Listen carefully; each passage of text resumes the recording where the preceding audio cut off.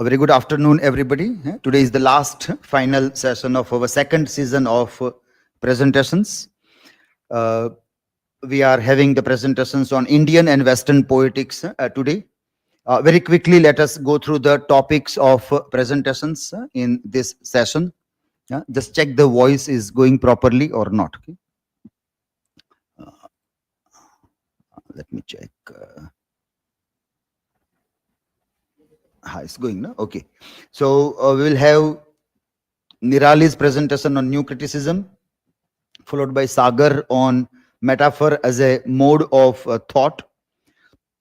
I. Richards and the theory of two terms. I think you need to work on the title, theory of two terms. That is not getting clear. Shruti on the role of subjectivity in literary interpretation. Does practical criticism ignore the reader's context? Nikita on the green world, archetypes and nature as a transformative space in literature.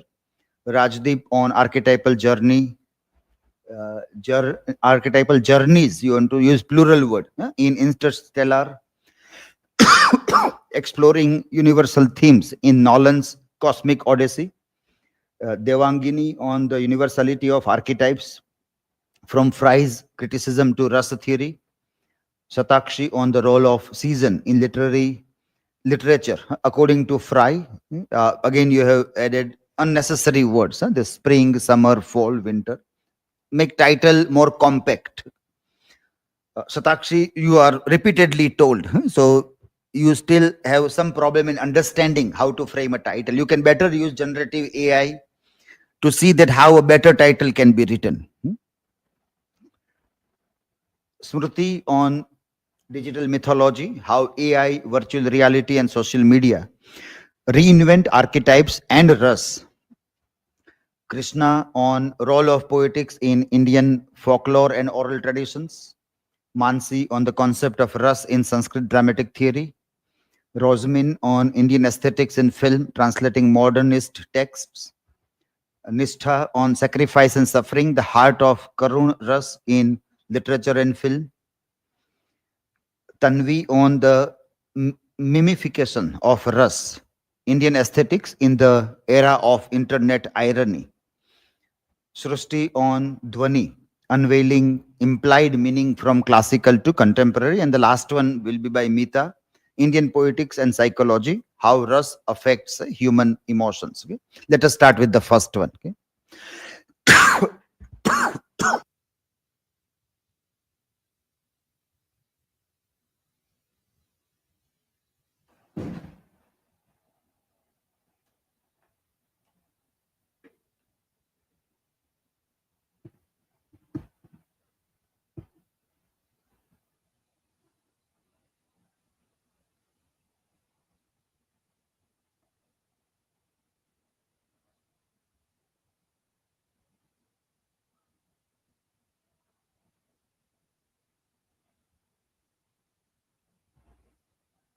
Hello, I'm Nirali Vaghela. Today I'm going to present new criticism.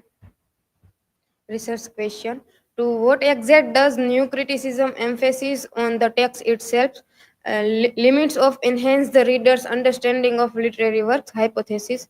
New criticism enhance the literary interpretation by focusing solely on textual elements, but it's exclusive on of historical and biographical context may limit broader cultural understanding. Table of content. Introduction. The new criticism, despite its significance, has proven difficult for literary historians to define precisely. This difficulty stems partly from lack of consensus on who its key figures are, and partly from the complex and somewhat obscure nature of its origin. Nevertheless, the movement began as a reaction against its established literary tradition. The illusion of decline. Despite numerous claims of its decline, the new criticism influence remains pervasive in literary study. Its attitudes and practice have become so ingrained that they are often unnoticed, shaping the very way we approach and understand literature. In many ways, it has become synonymous with criticism itself, making it difficult to imagine literary analysis without its foundational principle. The two lives of new criticism. The new criticism is that as a distinct movement with a clear set of tenets. However, its principle heavily influence literary study, particularly in the emphasis on close reading. It continues to define practical criticism and close reading as initial skill. Jonathan Kuhler think new criticism as insidious. Uh, Rubin's view on new criticism is to find its validity within the text itself. The institutionalization of new criticism. The new criticism gained significant influence within the academy, shaping the training of a generation of literary scholars and teachers. Its methodologies become the standard practice in university classrooms, establishing a canon of texts and process that continue to exert influence today. The author's absence. The new criticism emphasized the autonomy of the text, leading to a diminished focus on author's intention and biography. This concept, sometimes referred to as the death of the author, shifted the attention entirely to the internal workings of the literary work. Limitation of the new criticism. The new criticism has been criticized for its limited historical and cultural context. It has also accused of neglecting social and political dimension of literature. The legacy of the new critical terms. Terms like irony, ambiguity, paradox, and tension become central to literary analysis. This term, popularized by the new criticism, provide a framework for understanding the complexity of a literary language. The pedagogy as a critic. Use Kenner characterized new criticism as a classroom strategy. Kenner say it is reducing poem to verbal machines. Brooke questioned Kenner's view, asking if teaching strategy and critical discipline can be separated. Major figure in the new criticism. I.A. Richard and his practical criticism, T.H. Eliot and his tradition and the individual talent, John Crow Ransom and the new criticism, Clent Brook and his the well wrought earn. Conclusion. New criticism emphasizes close reading and focus on the text itself, treating it as a self-contained unit of a meaning. It value form, structure, and a literary device while rejecting external context like authorial intent or historical background. Though later criticized for being too narrow, it remained influential for its clear and disciplined approach to a literary analysis. My resources. Thank you. Any question?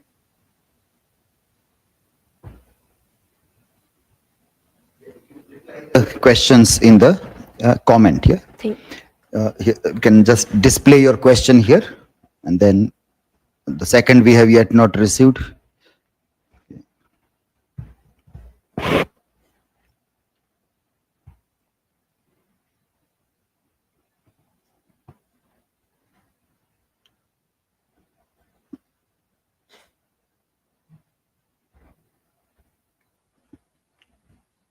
Good afternoon, everyone. Today, my presentation topic is metaphor as a mode of thought, I.A. Richards and the theory of two terms. Personal information, table of content. My research question is, how does I.A. Richards' theory of metaphor, particularly the interaction between tenor and vehicle, refresh our understanding of a metaphor as a fundamental mode of thought rather than a mere decorative language? Hypothesis.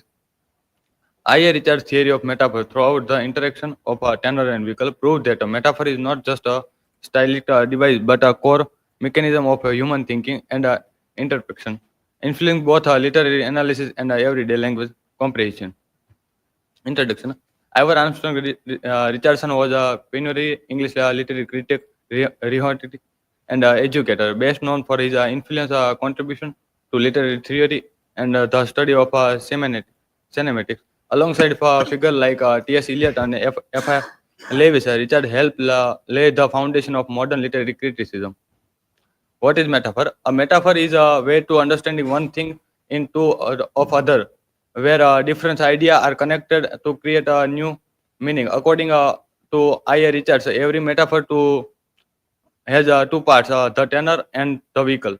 For example, if the tenor, the time is the time is a tenor, and depth is a vehicle. The idea is there's time still moment from our lives. Just like they are still object, Richards believed that a metaphor are not just a decorative language but a natural part of how we think and communicate. The theory of two-term.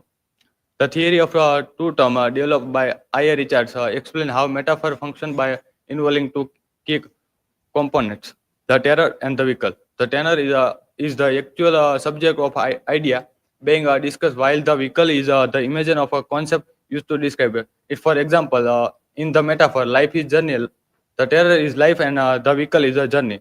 The metaphor doesn't just replace one of word with another; it creates meaning throughout the interaction between these two terms. Richards emphasized that meaning of a metaphor lies in a relation between tenor and vehicle, not in their either term alone. This interaction invite readers to make a connection and discover a deeper meaning. He argued that metaphors are not just a literary device, but used for decoration. They reflect how we naturally think and understand the world by showing how we think unfamiliar ideas to familiar ones. The theory highlights the creative and cognitive power of a metaphor in language and thought. The interaction theory of metaphor. Interaction theory of metaphor, introduced by I.A. Richards and later developed by Max Black, explained that metaphor work not only simple replacing one idea with another, but through dynamic interaction between two concepts, the tenor and the vehicle. Instead of viewing a metaphor as a simple substitution like A is a B. This theory sees a metaphor as a process where both terms actively shape and influence each other meaning.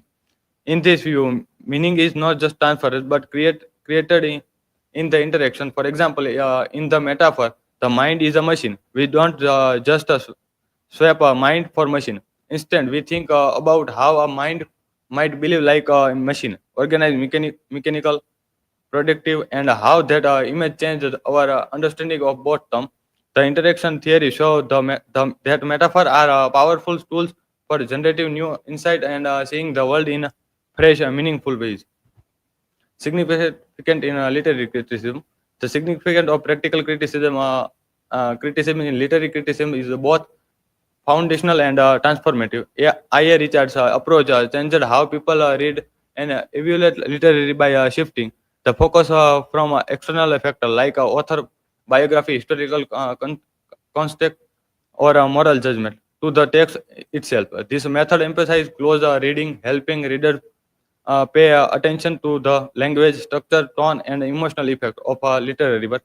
Richard's method led to the groundwork and for later movement like new criticism, which also focus on the intrinsic features of the text by encouraging readers to be critical, self-aware, and precise. Practical criticism help establish literature as an academic discipline that require rigorous analysis, not just a personal opinion. It's a thought that a meaning is not fixed or obvious, and that careful reading can reveal layer of complexity. Even today, this approach continues to influence how students, scholar, and critic engage with poetry and prose. Conclusion: I. Richard revolution literary criticism by redefining a metaphor as a cognitive tool rather than a rhetoric flourish. Is a theory of two term and the interaction theory demonstrate that meaning is generated through the dynamic relation between the subject and the image, not through substitution. This insight significantly influenced both practical criticism and later literary theory, showing that how we use metaphor reflect how we think, feel, and understand complex idea. Research work remain vital for a student, critic, and a thinker who speak a deeper connection between language and thought. There is my reference. Thank you. If you have any question. Okay, answers you give in the comment. Yeah, you can just display your questions on the screen. This is by Meeta and this is by Nirali. Okay.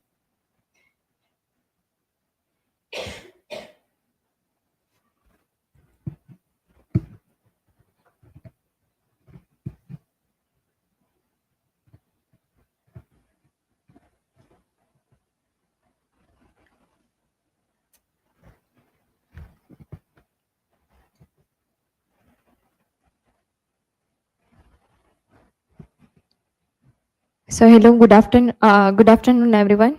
So today I'm going to present the role of subjectivity in literary interpretation.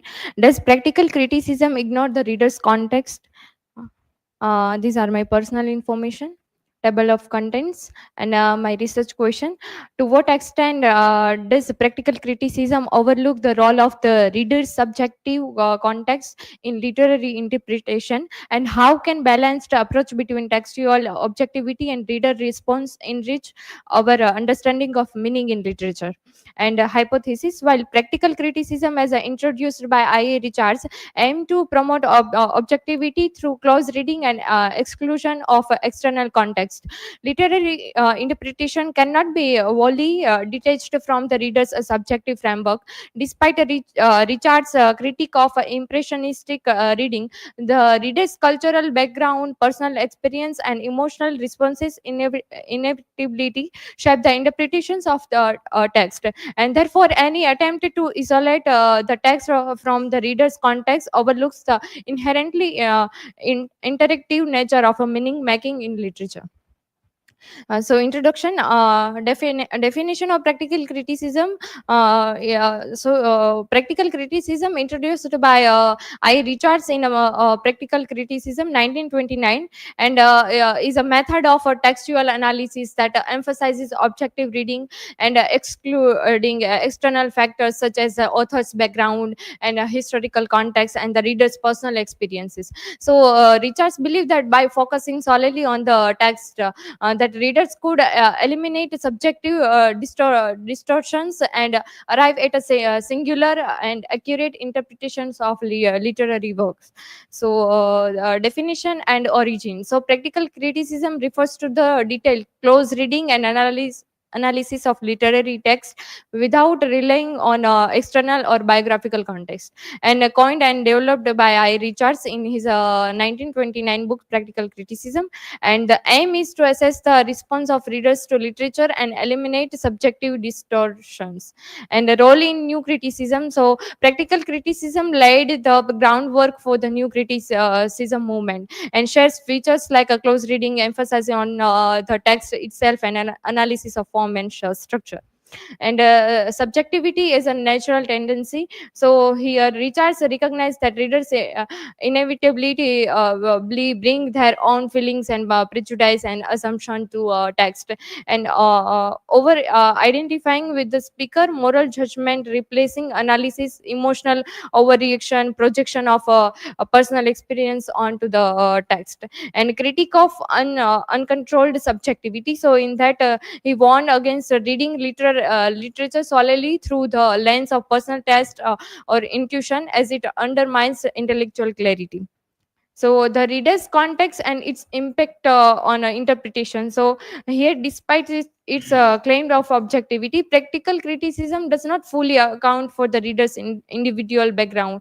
So here, personal association, that readers often associate text with personal experience and altering meanings. And here we can take example that a reader raised with religious hymns and might perceive a poem's musicality and differently than someone with no such a background.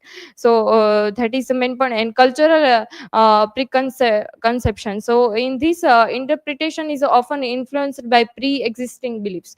And here we can take an example of that John Keats ode to a nightingale. In this, they used imagery and such a things. So all people cannot interpret that much.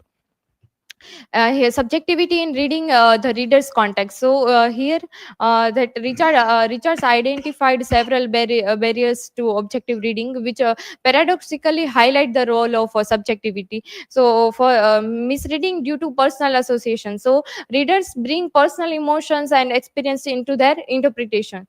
And second is stock response and cultural conditioning. So here pre-existing cultural and ideological belief affect how readers interpret text. So that is the main point. And emotional bias and sentimental mentality. So readers often overreact emotionally to certain words and symbols and or themes at all. So that is the main point. And strength and weakness of a practical criticism. So what is the strength of practical criticism? That is encourages close reading and attention to textual details, and prevent over reliance on biography and historical context, and helps students avoid excessive personal biases. And what is the weakness of this? So ignores the reader's role in meaning making, fails to account for cultural and historical influence, and assumes meaning is fixed, which modern criticism disputes. So conclusion, revisiting the debates, can literary interpretations be objective? So practical criticism assumes that a meaning exists within the text, and that readers should be trained to suppress personal biases in order to assess it. And however, studies by Schaeffer, which article I used in this presentation, Schaeffer, Brooks, and Bennett, revealed that subjectivity is unavoidable. Readers bring their own associations, emotions, and cultural backgrounds, making it impossible to detach completely from a personal text. So, these are my references. Thank you. If you have any question, please ask. Yeah, we'll take questions in the comment. I can just display the questions here. One is asked by Sagar, and another is by Nirali. Okay, so reply in YouTube comment.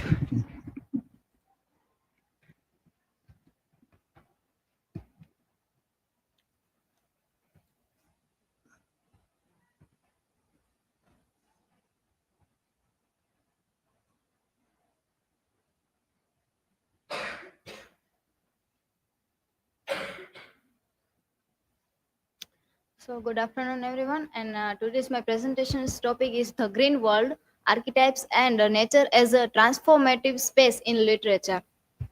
So this is my personal information and table of content and research questions. How does Northrop Frye's concept of the green world function as an archetype of transformation in literature?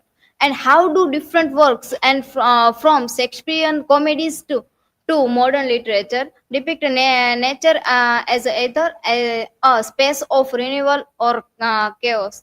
Hypothesis: Northrop Frye's green world archetype represents a transformative space where characters temporarily escape for societal norms, undergo self-discovery, and return changed. While the Shakespearean's comedy, for example, As You Like It, Midsummer Night's Dream, depict the green world as a place of renewal and resolution.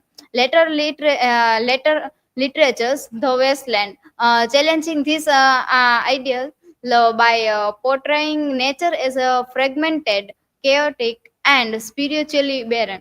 Now, this suggests that the green world is not a fixed literary device but an evolving archetype reflecting different cultural and philosophical perspectives on nature. So, introduction. The green world is a literary concept introduced by Northrop Frye in Anatomy of Criticism, describing an alternate transformative space where characters escape the constraints of civilizations under go change and ultimately return to their structures world with newfound understanding rooted in myth, seasonal rituals, and medieval romance. The green world serves as a realm of renewal, self-discovery, and resolution. In literature, especially in Shakespearean comedies, earlier said in hypothesis example, a midsummer night's dream and as you like it, the green world functions as a contract to the rigid social structures of the civilized world. It is a place where traditional rules are suspended, conflict are explored, and characters experience personal or romantic transformations. Similarly, in medieval literatures like Sir Gawain and the Green Knight, nature act as both a trial and a source of wisdom, testing the hero's virtues and shaping his journey. The green world as a space of escape and transformations. So, first is nature as a contrast to society. In many places, the green world opposes the social structures and allows from personal transformation.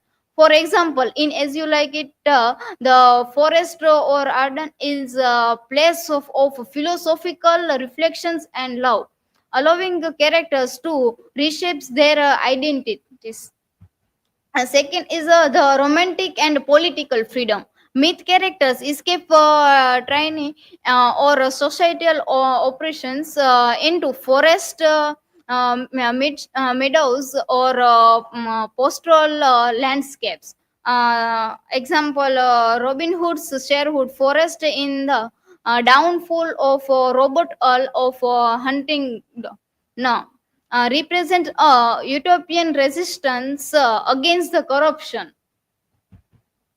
Theatrical importance of the green world, forest or rural settings play as a major role in Shakespearean drama. The Rose Theatre staged multiple plays featuring forests and pastoral landscapes, emphasizing that the green world as a transformative setting. Debate over whether stage posts or props were used to represent trees and forest scenes. The Green World in Shakespearean and early modern drama. Fry's perspectives, Green World in Shakespearean. So, Fry's defined the Green World as a space of escape and renewals, often found in Shakespearean's comedies. For example, As You Like It and Midsummer's Night. So, first is As You Like It in the forest of Arden allows character to question identity, love, and social norms before returning change. Second example, the enchanted forest is a place of magical transformations and resolutions. Staging the green world at the Rose Theatre. The Rose Theatre used minimalistic stage technique with actors really on customs, language, and simple stage posters to evoke a forest setting. Some plays incorporated props like moss banks and artificial trees to enhance the green world's effect. For example, the downfall of Robert's Earl of Huntingdon. Sherwood's forest was represented through costumed actors and simple props. uh, Nature as a space of chaos and cultural collapse, the green world as an unstable force.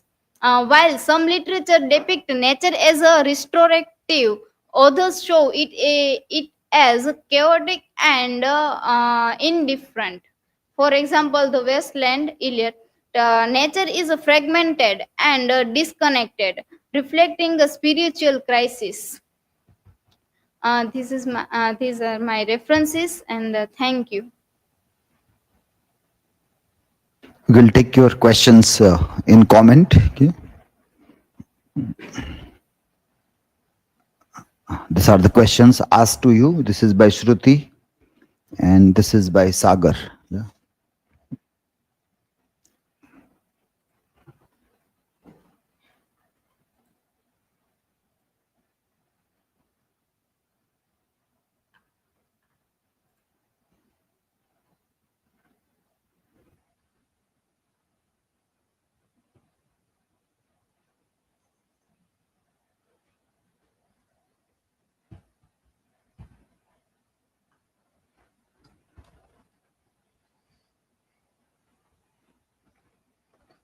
Very good afternoon, everybody. This is Rajdeep Bawaliya, and today I am going to present on the topic archetypal journeys in interstellar, exploring universal themes in Nolan's Cosmic Odyssey. Here are my academic and presentation details, table of contents, introduction. So, Interstellar is an epic cosmic odyssey merging scientific inquiry with timeless myth. And it intertwines survival, love, and transformation into a narrative of a cosmic exploration. So, emotional depth and philosophical questions drive the story, inviting reflection on our place in the universe. And archetypal journeys structure the quest, echoing classical heroic narratives. So, the narrative follows time honored patterns that shape both individual and collective destinies, and cosmic settings amplify universal symbols, bridging science and myth. Here is my research question and hypothesis that how do archetypal narrative structures in Interstellar shape its exploration of universal themes such as love, sacrifice, and survival, with the hypothesis that archetypal motifs in Interstellar intensify its portrayal of scientific inquiry and human existentialism, uh, seamlessly merging mythic storytelling with modern scientific challenges. Here are my literature review slides. So, scientific foundations and ecological crisis. So, Interstellar is identified as a science fiction film rooted in scientific principles with focus on space exploration and time dilation. So, the film grounds its narrative in real scientific ideas, emphasizing authenticity in its portrayal of space and time. And the mission to save humanity by finding a new planet underscores ecological urgency, and Earth's decline and ecological decay catalyze the heroic quest. So the deteriorating state of the planet sets the stage for a journey defined by both loss and hope. Then science emerges as a beacon of hope amid catastrophic decline. So technological advances and scientific discovery are presented as vital tools for humanity's renewal. Then the hero's journey and archetypal quest. So Interstellar follows the hero's journey, a narrative template outlined by Joseph Campbell. So the film mirrors the classical structure of a heroic quest, framing its protagonist challenges with a mythic journey. And Cooper's call to adventure is a reluctant yet transformative summons. And trials in space and time test his resolve and defined his character. So the numerous obstacles he faces from hostile environments to time dilation shape his growth as a leader. And the return with vital knowledge signals a profound personal and communal transformation. And the quest blends personal sacrifice with a collective mission for survival. So his journey represents both an intimate struggle and a larger effort to secure a future for all. Then mythic and symbolic narratives. So myth infuses the narrative with symbols like wormholes and black holes, marking thresholds of transformation. So these comic elements serves as a metaphors for the journey between known and unknown realms. Then literary archetypes merge with futuristic storytelling to evoke timeless themes. And recurring symbols like the tesseract represent rebirth and infinite possibility. So visual motifs in the film invite viewers to interpret space and time as interconnected realms of transformation. And these symbols prompt reflection on humanity's eternal search for meaning. So the narrative encourages a deeper consideration of how myth and science collects to shape our understanding of existence. Then environmental collapse and collective responsibility. So as Bulsky highlights that a decade ago, Christopher Nolan's Interstellar imagined a near future of apocalyptic climate change. So the film portrays a stark vision of environmental disaster that serves as the impetus for humanity's urgent quest. Then ecological decline catalyzes the desperate search for a new home, and humanity's survival hinges on collective commitment over isolated heroism. So the story challenges the notion of singular heroism by underscoring the importance of community and shared responsibility. And environmental themes are woven with personal sacrifice and cosmic adventure. Then time dilation and transcendence of love. So time is portrayed as both a scientific phenomenon and emotional dimension, distorting a linear experience. So the film uses time dilation to create tension and highlight the fleeting nature of human existence. And then love transcends space and time, anchoring the hero's journey with a powerful emotion. So and the separation between Cooper and Murph intensifies personal stakes in an expensive universe. So their emotional distance, amplified by a temporal distortion, underscores the profound cost of the quest. And the fusion of love and time invites a deeper reflection on the nature of existence. So the film's exploration of these themes prompts viewers to consider how human bonds shape our understanding of reality. Then archetypal characters, protagonists and their allies. So Cooper embodies the archetypal hero, balancing personal sacrifice with a quest for collective salvation. So his journey from a very reluctant farmer to space explorer mirrors the timeless path of a heroic transformation. Then Professor Brand functions as the wise mentor, guiding the mission with both scientific acumen and paternal care. Then Murph represents innocence and hope, evolving into a determined seeker of truth. And allies like TARS and Case, though they are robots, AI robots, embody loyalty and pragmatic wisdom essential for survival. And Dr. Mann introduces the shadow archetype, challenging the hero with moral ambiguity. So his betrayer, flawed humanity underscore the darker facets of the quest and the complexity of leadership. Then cosmic symbols, wormholes, and the tesseract. So the wormhole serves as a gateway to unknown dimensions, marking the threshold of transformation. So this cosmic portal represents both opportunity and danger, opening paths to realms beyond human understanding. And the Gargantua, the black hole, symbolizes the ultimate challenge and passage to rebirth. And the tesseract visualizes time as a physical dimension, merging science with mysticism. So this multidimensional construct invites viewer to perceive time not as a linear progression but as a very uh, uh, uh, evolving fabric. Then cosmic symbols fuse a scientific phenomenon with mythic imagery, enriching the narrative's depth. Conclusion. So Interstellar fuses rigorous science with timeless myth, uniting physics and archetypal storytelling. So the hero's journey encapsulates a transformation, sacrifice, and the quest for renewal. So Cooper's Odyssey reflects the classic narrative of departure, trials, and return, symbolizing personal growth and collective hope. So cosmic symbols like wormholes and tesseracts enrich the narrative, inviting introspection on time and existence. And environmental collapse and collective duty underscore the urgency of redefining our future. And then Interstellar ignites a timeless dialogue on love, sacrifice, and the resilience of the human spirit. So the narrative's emotional core challenges us to reconsider how enduring human connections can drive transformative change across cosmic and boundaries realms. Here are my learning outcomes, references. Okay, thank you everyone. Now, if you have any questions. Yeah. Okay. Reply the questions in the comment. Yeah. Okay, sir. So here are the questions.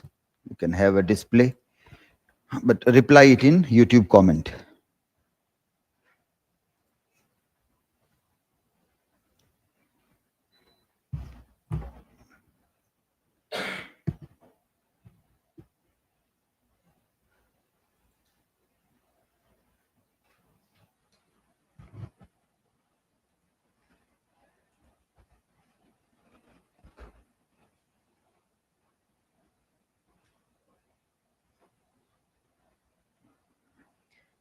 Good afternoon, everyone. My name is Devangini Vyas, and today my presentation topic name is the universality of archetypes from Fry's criticism to Rasa theory. Here's my academic information, table of contents. My research question is how do Northrop Frye archetypal criticism and the Indian Rasa theory reveal universal patterns in a literature across different cultures and eras? My hypothesis is both Fry's archetypes and the Rasa theory highlight shared human emotions, experiences, and narrative structures, suggesting that literature, regardless of its cultural origin, taps into a universal psychological and aesthetic frameworks. Introduction. Archetypes are recurring symbols, characters, and themes across literature and cultures. Northrop Frye and Indian aesthetic traditions, Rasa theory, both explores how literature connects with universal human experiences. This presentation explores how archetypal criticism and Rasa theory both aim to explain the emotional and symbolical power of literature. Northrop Frye's concept of archetypes. Fries defines archetypes as a literary structures based on a shared myths, symbols, and stories. He categorized literature into four mythic modes: comedy, romance, tragedy, and irony or satire. Literature, according to Fry, reflects a universal grammar of a storytelling. In a simpledom, Fry archetypes archetypes through archetypes as a Fry's thoughts. All stories have a common symbols, characters, and patterns. What he called archetypes. The four mythos of Fry's archetypal theory: comedy, spring, renewal, and rebirth. Example: Shakespeare's As You Like It. Romance, summer, heroic adventures and triumph. Example: Arthurian legends. Tragedy, autumn, downfall and suffering. Hamlet. Satire, irony, winter. Cynicism and a critic of ideals. Kafka's The Trial. Introduction to Rasa theory. Rasa theory is a foundational concept in Indian aesthetics, especially in drama, poetry, and art. The word rasa literally means juice, essence, or a flavor. In a literature and a performance, it refers to emotional experiences that the audience feels. The theory is first systematically presented in the ancient Sanskrit text Natya Shastra by Bharat Muni. In Natya Shastra's 6th chapter, Bharat Muni described this rasa theory in detail. Rasa is not just the emotion expressed by the performer or a poet, but the emotion released by the audience. According to Bharata, rasa arises from the combination of three elements: vibhava, anubhava, or a vyabhichari, or a sanchari bhava. So, विभाव अनुभाव व्यभिचारी संयोगाद रस निष्पत्ति means rasa evokes through vibhava, anubhava, and vyabhichari bhava. Vibhava, the stimulus setting in characters. Anubhava, the reaction. Example: gestures, words. Vyabhichara bhava, the fleeting emotions that support the main mood. Together, this create the rasa or emotional flavor that the audience tasted. Here is now Rasa: Sringara, Hasya Karuna, Rodra Veera Bhayanaka, Bibhatsa Adbhuta Santa. Comparing Fry's archetypes and Rasa theory. So Fry's archetypes, personal symbols and myths, uh, on narrative patterns, literary lens, cultural approach. Rasa theory, universal emotions, emphasis on audience response, Indian aesthetic and traditions, experiential emotional approach. Common ground. Both Fry's archetypes and Rasa theory aim to capture deep human emotions and experiences that resonate across cultures and a time period. Fry's focuses on narrative patterns, while Rasa emphasizes on emotional responses. Together, they highlight how structure and feeling work in hand in storytelling. Both theories explain why certain stories, characters, and themes remain powerful and meaningful no matter the cultural or a historical context. Why it matters today? So, in a globalized world, comparative literary theories foster cross-culture understanding. Archetypes and rasa helps us see how diverse literatures are connected at a deeper level. Encourages inclusive multicultural approaches in literary studies.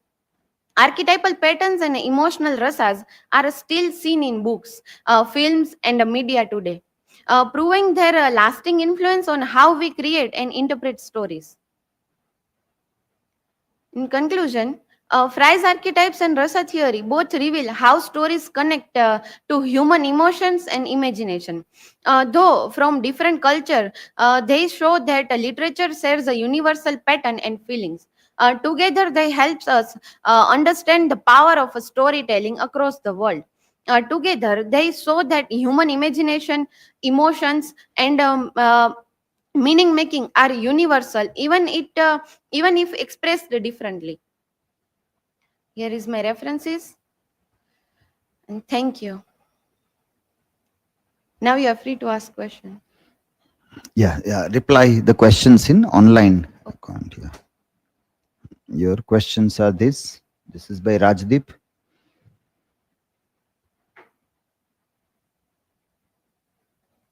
And this is by Nikita.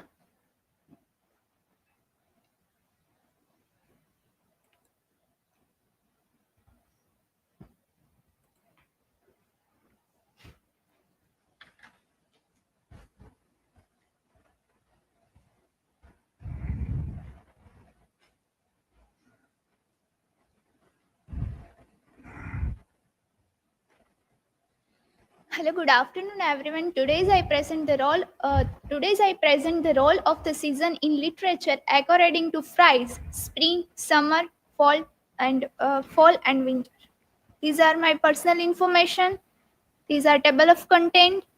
Research. These are research question and hypothesis. Research question: how does North of Fry's myths of the seasons framework enhance our understanding of a literary genres and their thematic connection to human experience? Hypothesis: North of Fry's myths of the season provide a structural and thematic lens for analyzing literature, suggesting that literary genre mirror the cyclical nature of life by associating the comedy of the renewal spring, romance for the adventure summer, tragedy with the decline autumn, and the irony satire the disillusionment winter.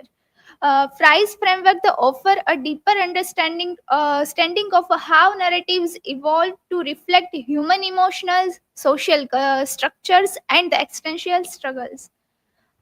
Introduction: the literature like a nature follows a cyclical pattern reflecting the rhythms of the life growth, decay, and the renewal. North of Fry's in antinomy of a criticism in 1957 introduced the concept of the myths of season, associating literary genre with a four season according to Fry. Spring corresponds the comedy symbolize the rebirth, and the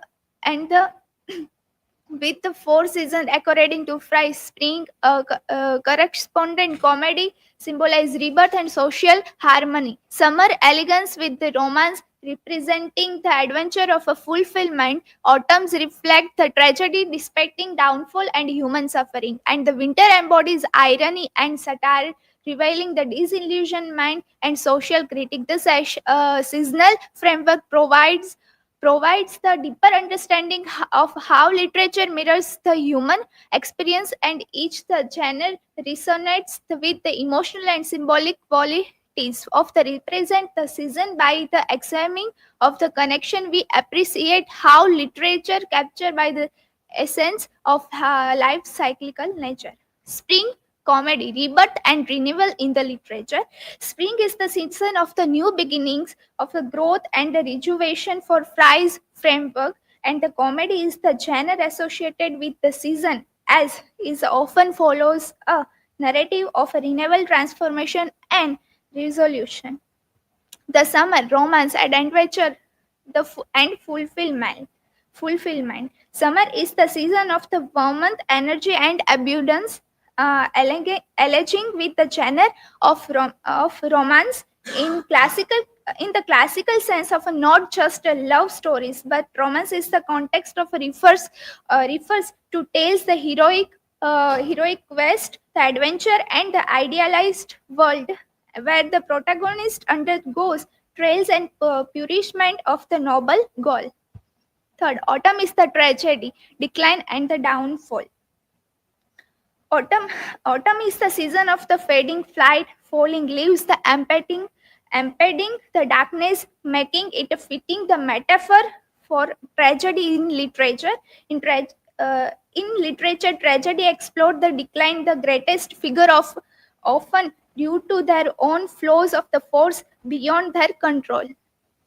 Fourth, winter, irony and satire, delusionment, and the critique. Winter is the season of the barrenness of a cold and desolation, and the corresponding to irony and satire in Fry's literary cycle. Unlike the hope of a spring for the grandeur of the summer, winter in the met by the skepticism of the cyclical season and the dismantling the illusion. This I have one example of a season in National Geographic. The seasons happen because the earth is a title one its axis, with one of the part of the earth is a title toward the sun. It get more sunlight and has summer. The northern Hampshire has a summer is a June to August, while the southern Hampshire is the summer is the December to February. The amount of a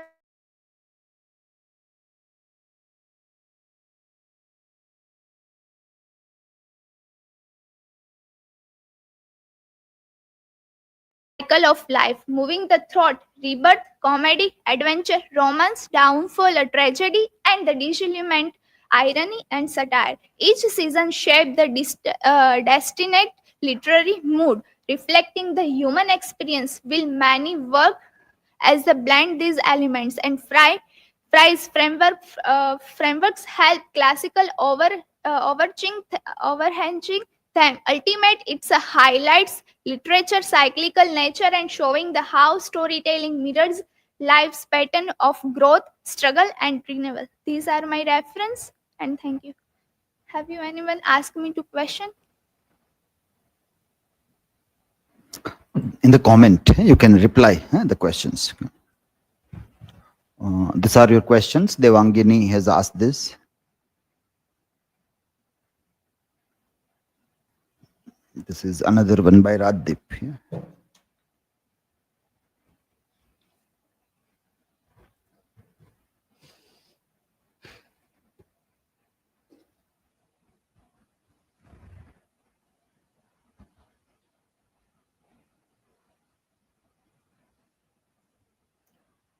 So, hello everyone. Today's my topic for a presentation is digital mythology, how AI, virtual reality, and social media reinvent archetypes and rasa. These are my academic information.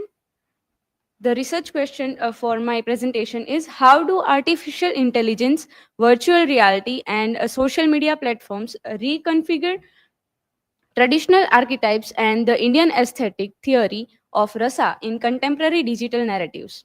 The hypothesis asserts that digital technologies such as AI, virtual reality, and social media actively reframe classical archetypes and rasa theory by embedding them within interactive, participatory, and algorithmically mediated environments, leading to the emergence of a new form of digital mythology that blends ancient symbolic structures with contemporary digital culture.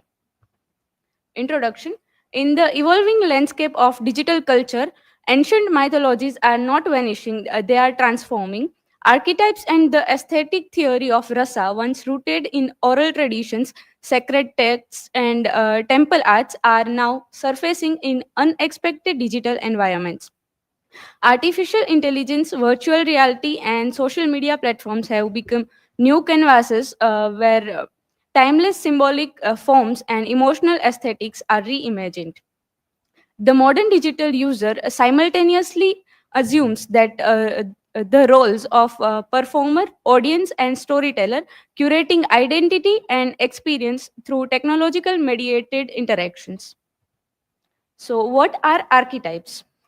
Archetypes, as defined by Carl Jung, are symbolic figures rooted in the collective unconscious. Northrop Frye further conceptualized them as recurring narrative forms. In digital context, these figures manifest through various forms like memes. Memes act as trickster figures. Influencers adopt the role of the hero, and AI avatars embody polymorphic identities.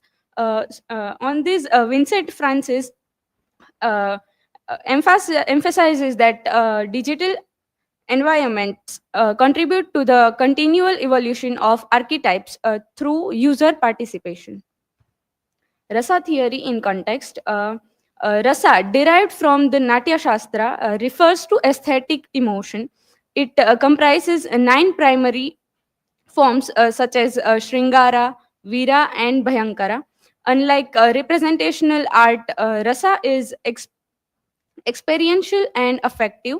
AI and virtual reality technologies have the capacity to simulate these emotional states through interactivity, thereby translating classical aesthetic theory into contemporary digital practice, as discussed by Vidwans and other critics. AI and the return of archetypes. AI generated content, particularly through tools which we use, such as ChatGPT, Midjourney, relies on large data sets that encodes cultural and literary motifs. These outputs frequently reflect mythic narrative patterns, such as the hero's journey or the trickster figure, thereby enabling a data driven return of archetypal structures in a contemporary format. Rasa in virtual and augmented spaces. Virtual and augmented reality technologies are increasingly used to reconstruct classical performance forms, including Bharatnatyam and other Indian dances. These reconstructions not only replicate physical movements but also attempt to evoke emotional responses aligned with specific rasas. The integration of AI allows for dynamic adjustments based on user engagement, as noted by Jayanti and Maheshwari in their essay. Social media as a mythic theater. Social media platforms serve as dynamic arenas for mythic expression. Influencers operate as symbolic archetypes, and memes function as a digital folklore. The phenomenon of virality corresponds with the transmission of emotional resonance, aligning with the mechanism of rasa dissemination. According to Knox and Jesmar, in their essay, these platforms constitute digital theaters that support performative myth making. Liminal and hybrid mythologies. Digital identities often exist within liminal spaces, encompassing avatars, cyborgs, and filtered personas. These hybrid figures reflect the transformation and recombination of mythic forms in post-human contexts, as discussed by Nusrat Meme and others in their essay, that such identities are characterized by processes of continual redefinition, echoing the structure of mythological metamorphosis. Applications and case studies. Concrete applications include augmented reality, temple tours that activate spatial rasa, non-fungible tokens, NFTs that serve as digital relics with ritual value, and AI storytelling platforms that allow individuals to construct personalized mythic narratives. Each of these case studies that is mentioned in the essay of in the essay uh, that demonstrates the ongoing relevance of archetypes and rasa in technological mediated environments. Conclusion. The exploration of digital mythology reveals that rather than replacing traditional forms of meaning making, technologies like AI and virtual reality and social media extend their reach into a new ontological realms. Archetypes evolve from static symbols to dynamic personas in meme culture and digital avatars, while rasa becomes a shared affective experience in immersive virtual spaces and viral content. These technologies do not strip away cultural depth. Instead, they remap it across platforms that are participatory and algorithmically mediated. As we navigate a world increasingly shaped by artificial intelligence and immersive interfaces, our engagement with mythology is not diminished but diversified. So, these are my references, and thank you so much. You can ask questions if you have any. Yeah, you can reply to the questions in the comment. Yeah, your questions are displayed on the screen.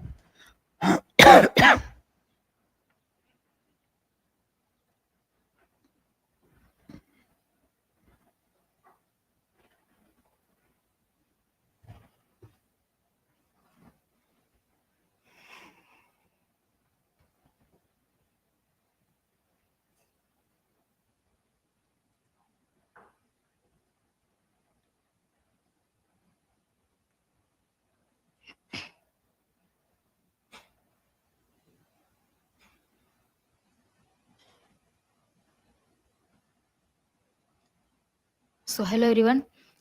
Today I am going to dealing with a topic, presentation topic, role of poetics in Indian folklore and oral traditions.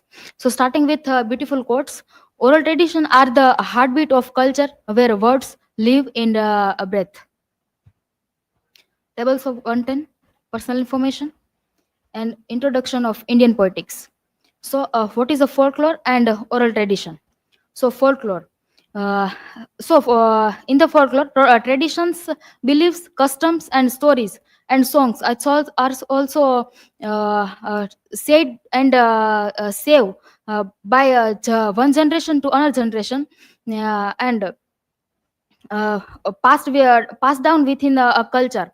And it's also not reading but sorry, not writing, but it's also remembering. And it's costumes and physical things, it's also included in this. Then oral traditions, uh, uh, transmission of knowledge, history, and value through spoken word, often using poetry, song, and performance.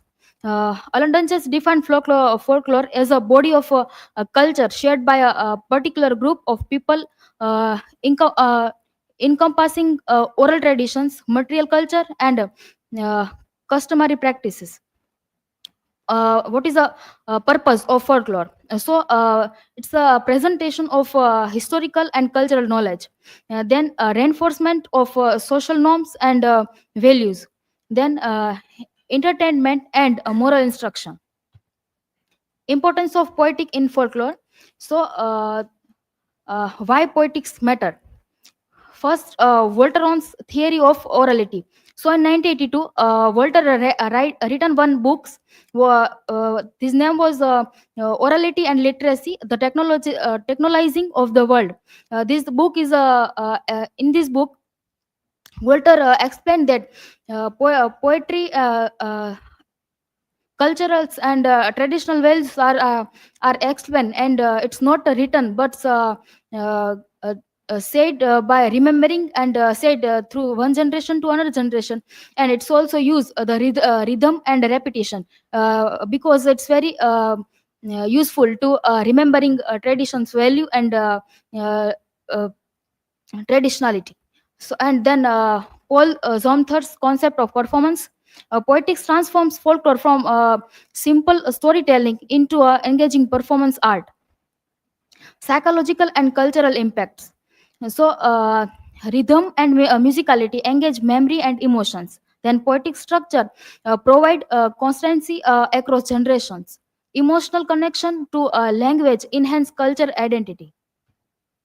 And form of poetics in Indian folklore. So, poetics have a specific form in Indian folklore, and it's also like song. It's a make a song, a song, music, poem, etc., which are very useful to remembering traditionality and beautiful to hear. So, some form is here. First is a rhythm and matter. So, rhythm means classical Indian poetry define specific material patterns. So, it's an example chandas. When chandas is creating, so that time it's a structure is a very defined as a specific, and it's a pattern is very fixed. And use the chandas in some ways, like Anushtrub and Trishtrub. As an example, Ramayana and Mahabharata are composed in Anushtrub. Then a repetition. Word is a repeat in word, or we can say a sentence is a repeat in the song. Like one bhajan in our Gujarati folklore, like Dhuni Re Dhakavi. So, in this bhajan, Dhuni Re Dhakavi Beli Ame Tara Namni. So, this sentence is already repeat in sometimes, because it's very useful to remembering culture. And then alliteration and assonance creates a musicality and essence of recall. As an example, used in traditional Labisi means we can say lori, and folk songs. Loris means we also know about Gujarati in say Haladu, and famous Haladu is Shivaji's Haladu of Shivaji. And then imagery and symbolism. Imagery means when language is used in poetry, so some pictures are created in our mind. Then symbolism, we can say some things are used as a symbol, like lotus is used in describe the purity. So it's connected with spirituality and moral things. An example of poetics in Indian folklore. So, bhajan and kirtans. It's a use to pray of god and goddess. As an example, Tulsidas Ramcharitmanas. Then loris used to shooting rhythms and repetition. It's also used. It's used to uh, uh, it's very sweet and used word of sweet and soft word, and used to sleep a baby. As an example, Gujarati Haladu using soft consonants and vowel harmony. Then folk tales and panchtantra. So, peoples and animals also use to give a moral lesson, and is a example. The panchtantra use a simple rhyming, couplets to teach moral values. Then epics. We also know about Ramayana and Mahabharata. So high use of simile in these epics, and it's also metaphor and hyperbole. As an example, the Bhagavad Gita, which part of Mahabharata, use a metaphoric language to explain philosophical truth. Then role of poetics in preservation of culture. So transmission across generation. So cultural and traditional is depend on uh, rhythmic and poetic structure for retention, which pass through one generation to second generation. As an example, bhajans and Vedic chants preserved for centuries through rituation. Then community bonding and identity. So when during the festival of India, so some types of songs and bhajans are sang by community, and it's so in this people also describe as a we have also a part of this and that culture, and this community. Then moral and ethical instruction. Poetic story simplify complex philosophical idea. As example, Jatak tells. We call in Gujarati Jatak Kathao. Teach Buddhist principle through. Then influence on religion, literature, and language. Shaping of classical poetry. Influence of folk matters and rhythm on Sanskrit, Tamil, and Hindu literature. As example, influence of folk rhythm on the works of Kalidas. Then development of bhakti and Sufi poetry. So some folklore is a very helpful to create a classical literature and the development of bhakti and Sufi poetry. Like it's a best example is Mirabai's Pad. Now you conclude. It is more than 8 minutes now. Conclusion. Poetics play a key role in preserving and passing down Indian folklore by using rhythmic and musical structure that makes story easier to remember and repeat accurately over generation. Folklore not only entertains, but it's also reflect the social, moral, and cultural value of Indian society, helping to strengthen community identity and moral understanding.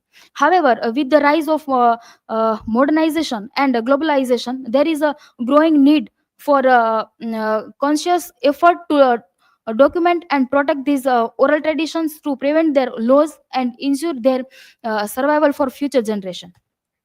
This is personal learning outcome, reference, and thank you.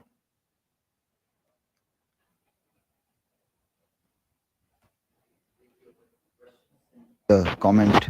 Okay. We can display your question here. This is by Shatakshi. And another one is by Smruti.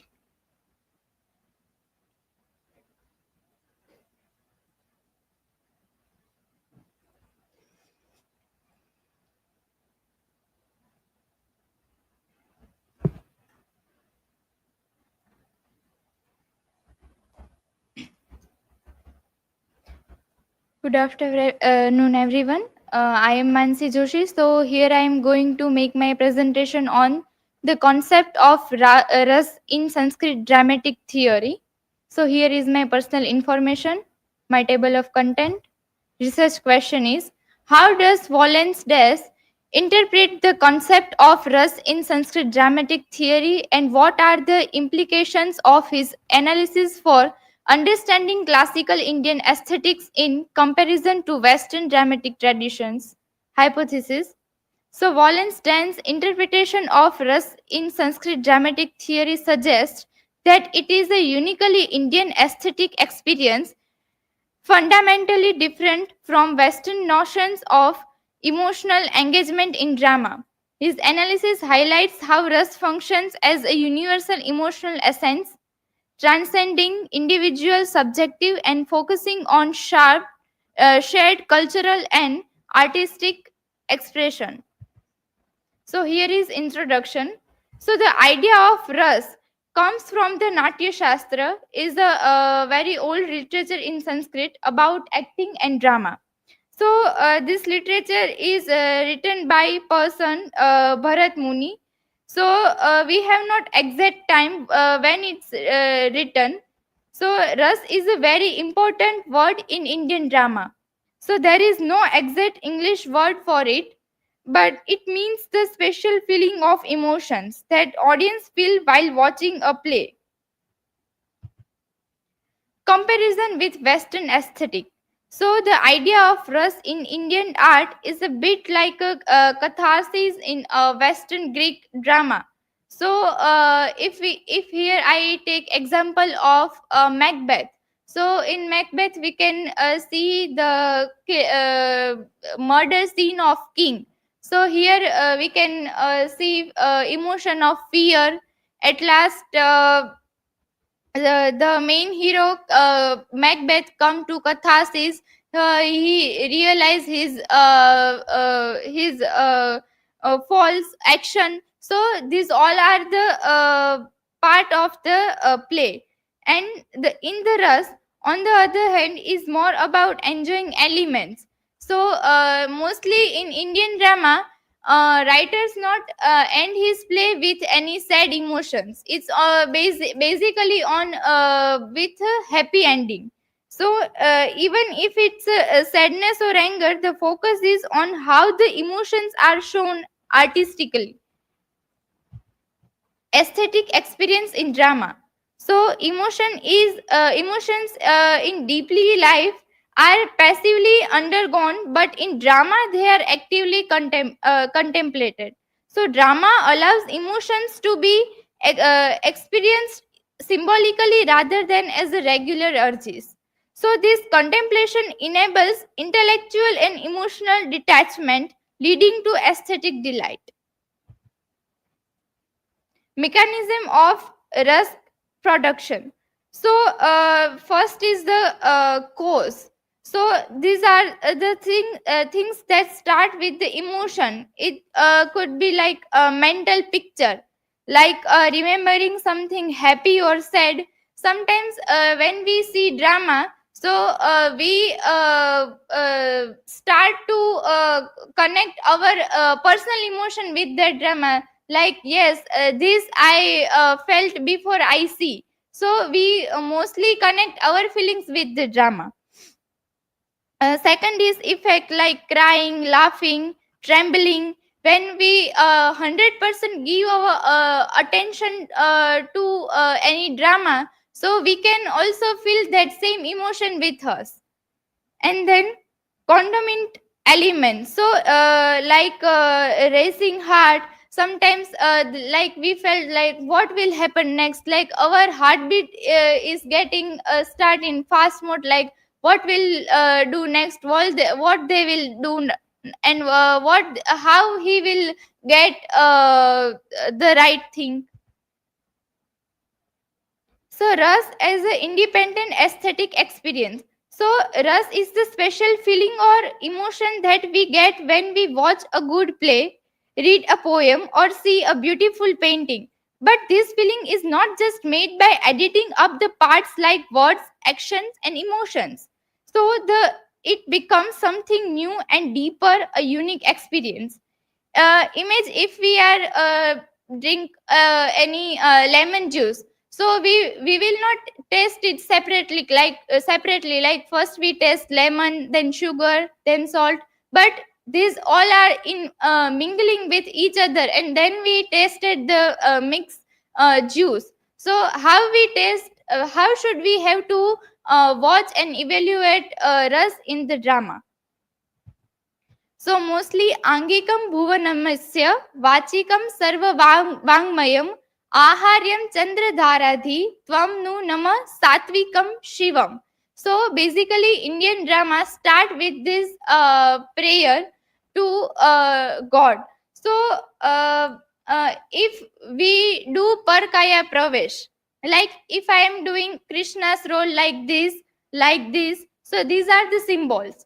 And then I am not just doing the play of Krishna, but I have to enter in his soul.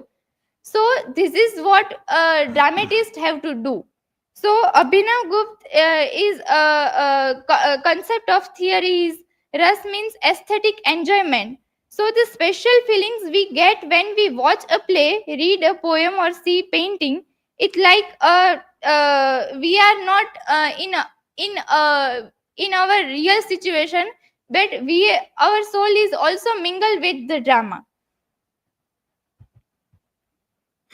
Obstacle to aesthetic distance in the theater. So if we personally know the actor, so we have sometimes our biases, some we have problems. So at that time we have to not take that problems and that biases, but we have to uh, examine that play and the drama, and we have to connect with that, not we have to bias with the personal issues.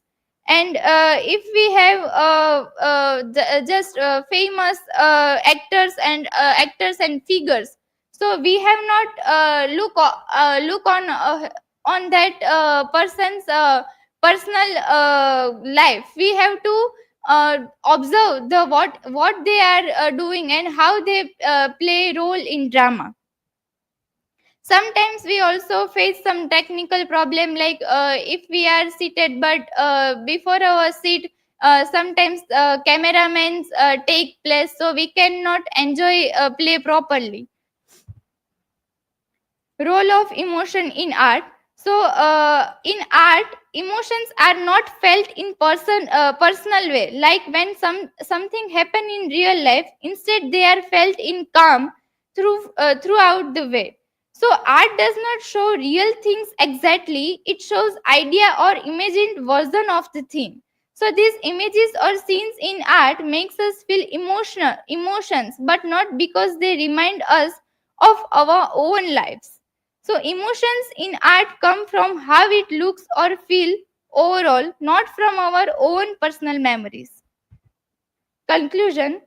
The Natya Shastra by Bharat Muni ends by saying that the Natya is very important. It is not just for fun. It teaches people good values and help them become better. So Bharat Muni says drama shows human feelings, action, and lessons about what is right and what is wrong. According to my Kathak Guru Dharamshi Shah and Jigar Bhatt, so they also mention this same thing in their book, like first people and all the men and women they pray to God that we have not any tool for enjoyment, so give us give our life any enjoyment tool. So they got this idea of Natya Shastra, and by Dev or Danav they create these two positive and negative symbols, and by these two figures we can learn what is good and what is bad. Here my references. Thank you.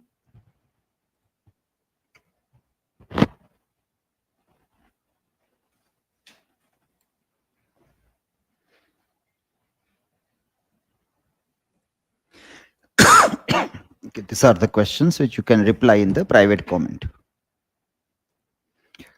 Yes, Krishna, are you not in the Google group of department? Can you check whether you are or not? How can you check it? Do you know about it? You don't know. એક વર્ષ પૂરું થઈ ગયું તમારે. Yeah. Hello everyone. Just a minute. Just let me. So you, some who will help her to see what is Google group. એમને મદદ કરો છો. એટલે શું કર્યું હશે કે એટલા આપણે મેસેજ એમાં મોકલા છે Google ગ્રુપમાં.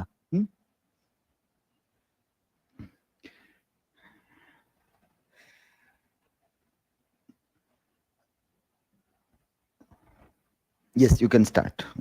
Hello everyone, myself Rosmin. Today is my presentation topic about the aesthetic in a film, translating a modernist text. I will focus on the rasa, dhvani and vakruti can be used interpret a modernist literature text when they are adapted into a film. That is my personal information, table of content. Introduction. My presentation explores the how Indian aesthetics theory, rasa, dhwani, and vakroti enhance our understanding of modernist texts when adapted into a film. Why this matter for modernist literature, often employing a fragmented symbolism and integrate narrative techniques that align with Indian aesthetics. Key focus in my presentation that how do these concepts manifest in cinematic adaptations of the Westland, Orlando, and a contemporary Indian film.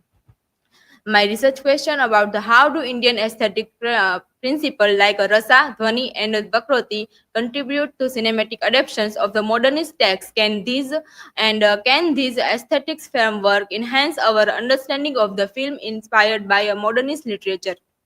Hypothesis. Indian aesthetics principles offer a unique interpretive lens for a modernist film adaptations, creative emotions, resonance like rasa, lead meaning, dhwani, and oblique storytelling, vakroti. Rasa theory, the essence of emotions.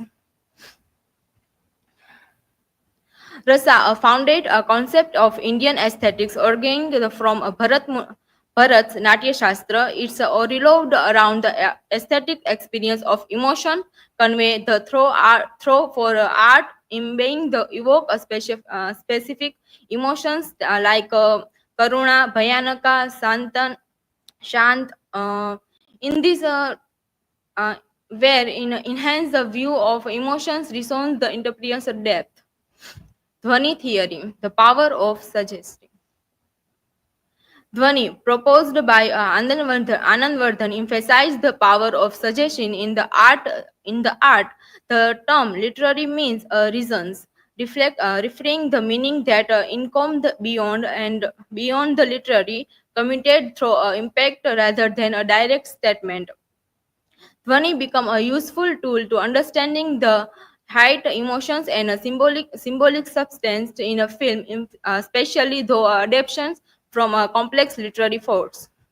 Vakroti, the art of obliquations. Vakroti, meaning Vakroti is the meaning croak speak was contained by a Kantak and celebrate the art of aesthetic device. They in the cinema, vakroti is reflect in a creative visual source, the storytelling and the poetic dialogues, enhancing the both style and interpret depth. Rasa theory in the Westland on a screen. T.S. Eliot's The Westland, embodying the multiple rasas when adapt visual. The poems depart the evolved Karuna, its choose reflect a Bhayanaka and also movement of silence to reflect the Santa. On the screen, these rasas are conveyed through a mountain editing. Editing to the cinematic techniques was used the mountain sound designs and a visual discuss. Wolves in Orlando and its film adaptations.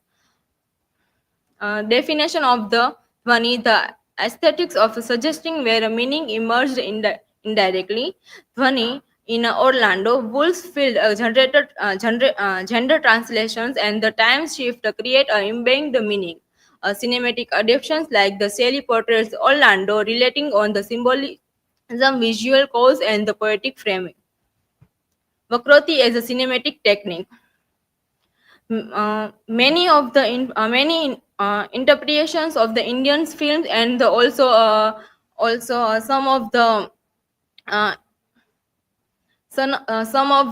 cinema movies like The Mirror, The Lighthouse, and show the Vakroti is a main part of the is his technique, and they use the technique like drama, dream logic, and a visual metaphor in his work.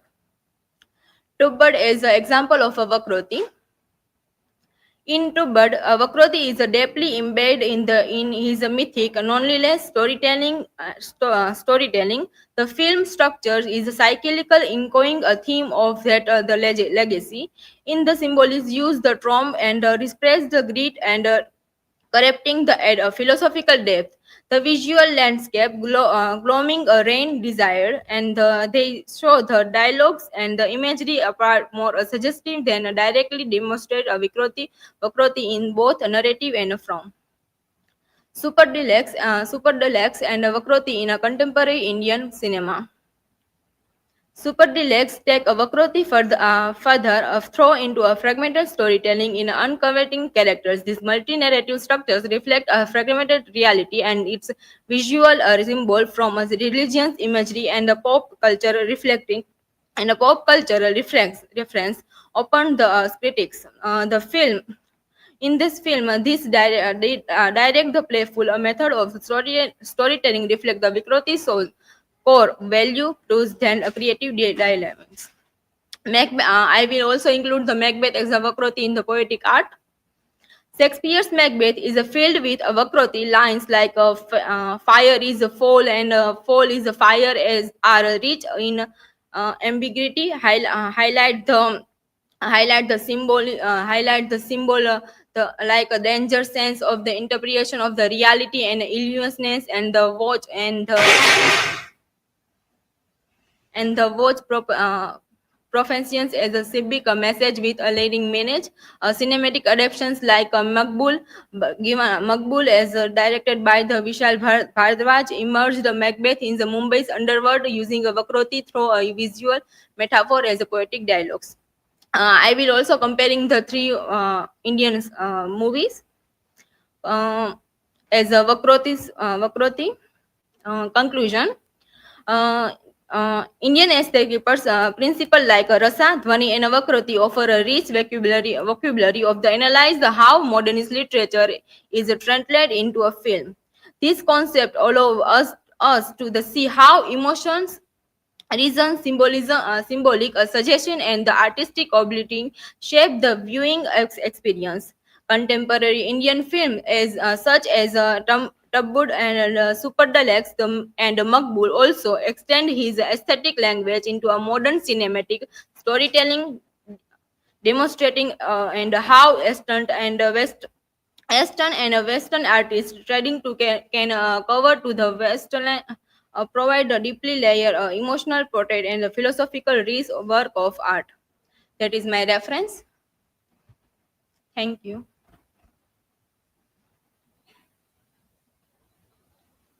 Write the questions in the comment. Okay?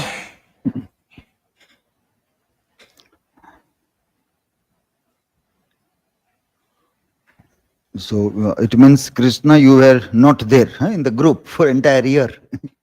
You are not aware also that what is going on, what is happening. So many circulars we are sending in that. All university circulars regarding sports, all other activities are given in Google group. And it's surprising that nobody talked with you also. You had no talk with anybody.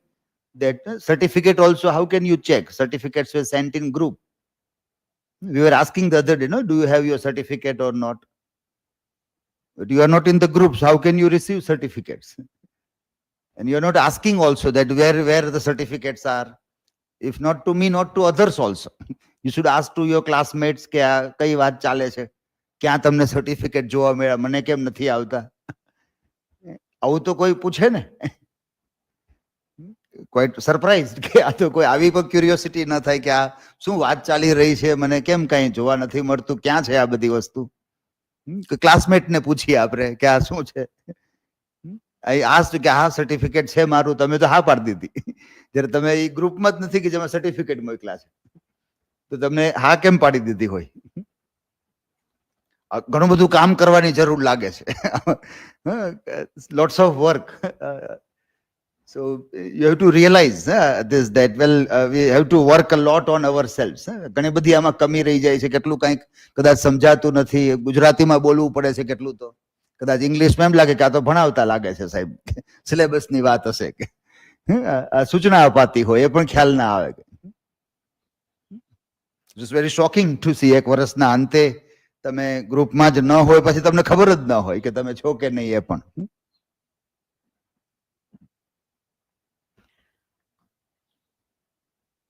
Okay, before we see this presentation,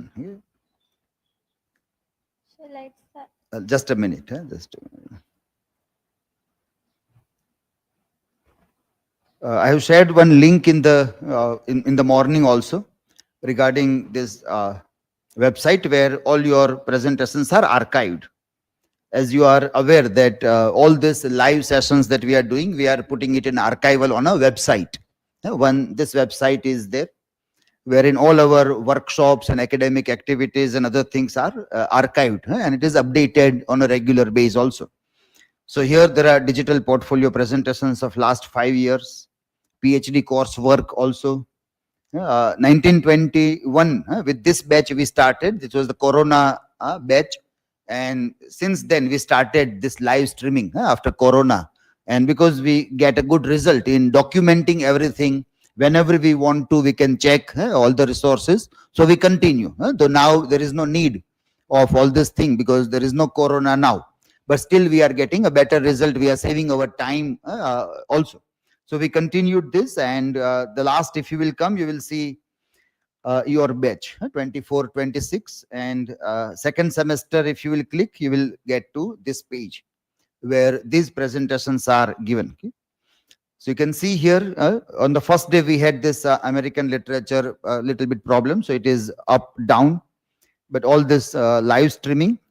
And because of internet, some of you were not able to present live, so you have done video recording. So the video recording is also put here. One, Smriti is still missing. We want to complete our work up to the mark, but if you are not doing, then we have to keep on waiting for you. એવું જો કે તમે અમારી રાહ જોતા હોય, એટલે અમે વિદ્યાર્થીની રાહ જોઈએ કે તમે જલ્દી કામ પૂરું કરો તો અમે અમારું કામ પૂરું કરીને આગળ વધીએ. બીજા કેટલા બધા કામ કરવાના હોય, તો આ કામ છે એ આ 5 દિવસમાં જ પૂરું થઈ જાય તો બર્ડન ન રહે. Now this why we are showing to you is also કે આ જ રીતે ડિજિટલ પોર્ટફોલિયો પણ અપડેટ કરવાનો હોય છે. You have seen digital portfolio. ઘણા લોકોએ ડિજિટલ પોર્ટફોલિયો બનાવવાનું શરૂ કરી પણ દીધું હશે. ઘણા લોકોએ વર્કશોપ કરી ત્યારે કરી દીધું હશે. જે ત્યારે રહી ગયા હોય એ આ ડીપી ડે ગયો ત્યારથી શરૂ કરી દીધું હશે. આટલી તો સમજદારી હોય જ પીજીના વિદ્યાર્થી કે શરૂ થઈ જ ગયું હોય. એટલે હું એવા વહેમમાં તો રહું જ, કે કૃષ્ણા મને નહીં રહેવા દેવા વહેમમાં કે આ બધા કામ કરતા હશે કે નહીં આ રીતે. પણ ન કર્યું હોય હજી તો પણ વેકેશનમાં તમારે બીજું કઈ કામ નથી. સમર વેકેશન આવે એટલે આ ડિજિટલ પોર્ટફોલિયો શરૂ કરી દેવાનું. Start working on that and update everything. પછી semester 3-4 on a regular base. Whatever things are happening, you update it. એટલે fourth semester પૂરું થાય ત્યારે dissertation એક બાજુ હોય, બીજી બાજુ annual function ને એના presentations તૈયાર કરવાના હોય, memorabilia તૈયાર કરવાના, કેટલું બધું કામ વધી જતું. તો ત્યારે પછી તમે વધારે પ્રેશરમાં હશો. તમને પછી બધી જગ્યાએ મારો જ વાંક દેખાશે. તો તમે ટાઈમ મેનેજ નહીં કર્યું હોય બરાબર, એટલે તમને મારો વાંક દેખાશે કે આટલું બધું અમારા ઉપર પ્રેશર, અમે બીમાર પડી જાય, ક્યાંક ચક્કર આવી જાય, ક્યાંક બેભાન થઈ જાય. પણ ટાઈમ મેનેજ કરીને બરાબર ચાલો તો કશું ન થાય. When we don't manage time, then it is very difficult to. So start managing. So in this vacation time, prepare this. And we are also doing. તમને એવું નથી કે તમારી પાસે કરાવીને અમે કઈ નથી કરતા. We are expecting you to do what we are also doing. We are also having our YouTube channel. We are also having our blog. We have our website. We also update our website regular base. And we also work along with you only. અમે કઈ 2, 5, 6 સેક્રેટરીઓ તો રાખ્યા નથી કે અમારા સેક્રેટરીઓ બધા કામ કરે. તમને એમ થાય કે અમારી પાસે ક્યાં સેક્રેટરી છે, અમારે એટલું બધું કામ કેમ કરવું. So we all are doing in our own way only. So this is very simple. Regular update only. દર અઠવાડિયે એક વખત બેસી જાઓ, જે બ્લોગ્સ લખાયા, જે વિડીયો થયા, update on your digital portfolio. And then at the end there is no burden. Otherwise there will be heavy burden at the end of semester 4. I will keep on reminding you કે semester 4 આ વખતે સારું છે કે પરીક્ષા થોડી મોડી ગઈ છે, 20 દિવસ, એટલે semester 4 ના વિદ્યાર્થીને સમય મળી ગયો છે. નહીતર એને બહુ ઓછા સમયમાં ઘણું બધું કામ કરવાનું આવે. તો ઘણા બધા એમાં ઝઘડા કરત, ઘણા ભાગી જાત ગામડે, મોઢું ન દેખાડત, એવા રીસામણા ઘણા થાય. કારણ કે દર વર્ષે અમે જોતા આવ્યા છે કે ઘણા બધા રીસાઈ જાય, ઝઘડા કરીને ભાગે, આમ તેમ ઈતર બીતર થઈ જાય બધા. કારણ કે પ્રેશર વધે કામનું, એટલે જ, બીજું કશો વાંધો નથી. અને ટાઈમ મેનેજ બરાબર ન થયું. But this time there is a time. 20 દિવસ પરીક્ષા મોડી ગઈ તો ઘણો સમય છે, અને એટલે હવે આરામથી કરી શકે છે time. they are doing good work. એટલે એન્યુઅલ ફંક્શનમાં પણ they will present the thing which you will have to see કે આ બધું પણ કરવાનું છે ભણવાની સાથે સાથે. This all also you have to do, and almost entire class is group leader. કોઈને કોઈ 12 જેટલી કમિટી હોય એટલે બબે લીડર હોય તો આખો ક્લાસ લીડર જ છે બધા. તમે જ ફોલોવર છો, જે આવતે સાલ લીડર બની જશો. In your class also there won't be follower, all will be leaders. લીડરે કામ વધુ જ કરવાનું આવે. So that also you have to do. So this is I am showing કે આ રીતે તમે રેગ્યુલર અપડેટ કરી લો website, then there is no problem. But if you don't do that, if you keep the work ready, heavy burden, then there will be a difficulty and you won't be able to complete your work also. Yes, you can start now. So, hello everyone, myself Nishtha Desai, and my today's presentation on topic is sacrifice and suffering, the heart of Karun Ras in literature and film.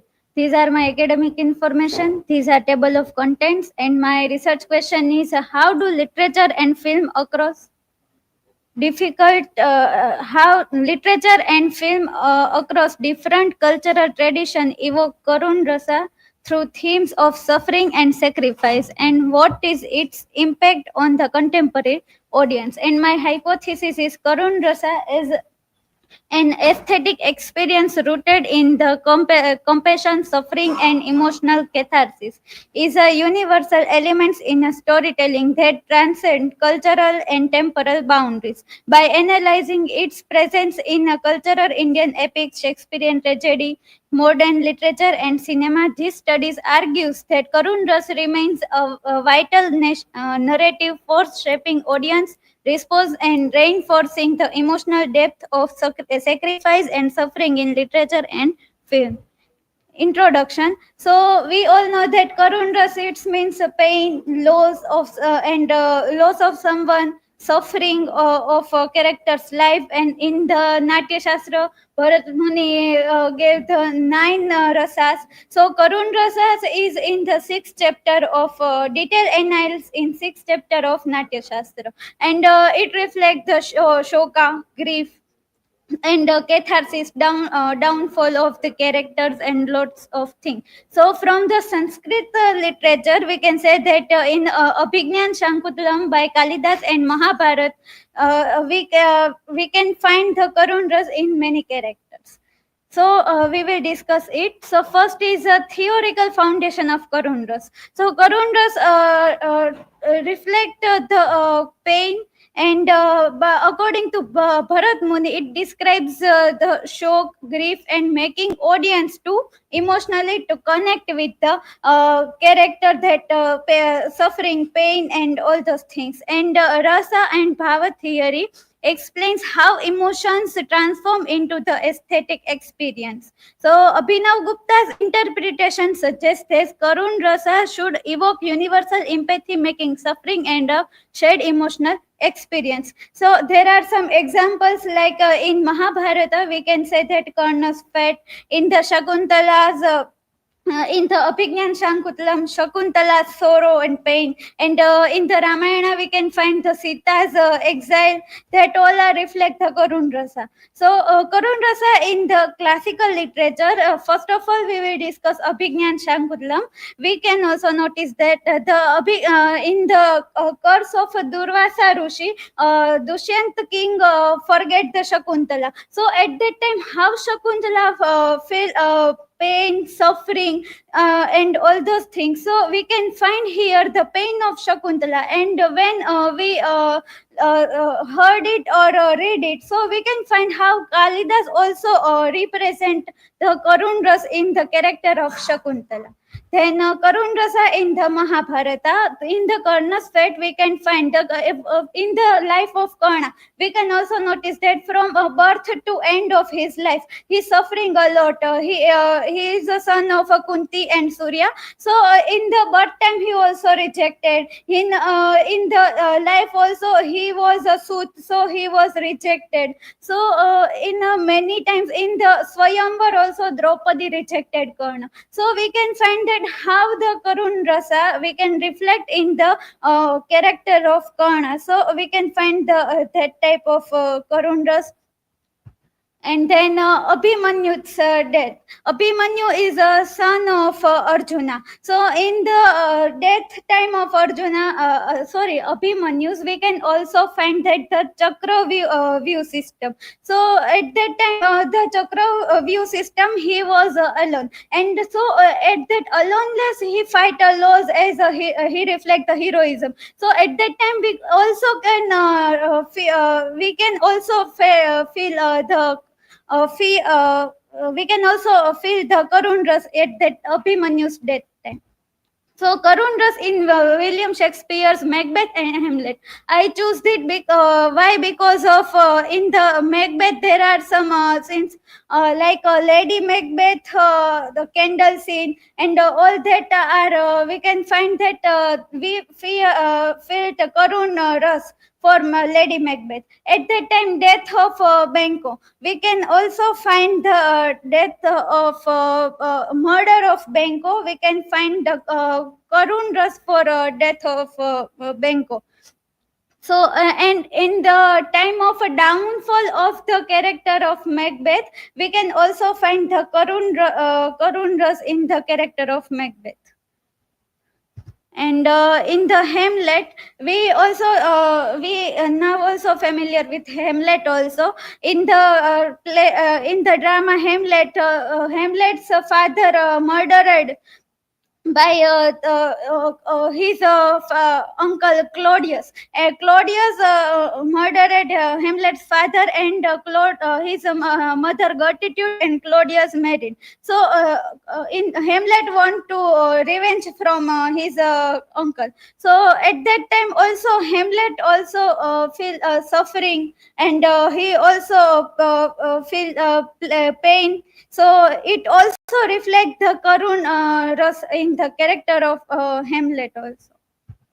And so now Karun Ras in Indian cinemas, like in the Devdas movie, it's directed by Sanjay Leela Bhansali, and in that movie we can also find the Shah Rukh Khan also played the role of Devdas, and also Chandramukhi's role played by Madhuri Dixit, and Aishwarya Rai played the character of Paro. So from all those things, Devdas also do not in the end of life we can find how he suffers, and he can't marry with Paro, and Chandramukhi also fall in love of Devdas. So from these all in the end also how Devdas death is depicted in this movie. So we felt Karun Ras at the starting to end in many point, and here I mentioned Mar Dala song. We can also feel Karun Ras in that song also. There are themes of the movie Devdas, heartbreak, suffering of Devdas. We can also find in the movie Devdas. And the Great Gatsby. It is a novel also, and here I take example of the movie. Baz Luhrmann's movie. Here I portrayed this movie, and we also familiar with that movie also. How Great Gatsby rejected by Tom, and in the beginning he was poor, and he became rich, but also he rejected by the old money, and how in the he lost his love Daisy also. So in the end, how he died. So we can also feel the Karun Ras in the character of Jay Gatsby. So to conclusion, we can find that from the Indian literature to film, we can find the Karun Rasa in that all in the Indian literature, Western literature, and film studies. These are my references, and thank you.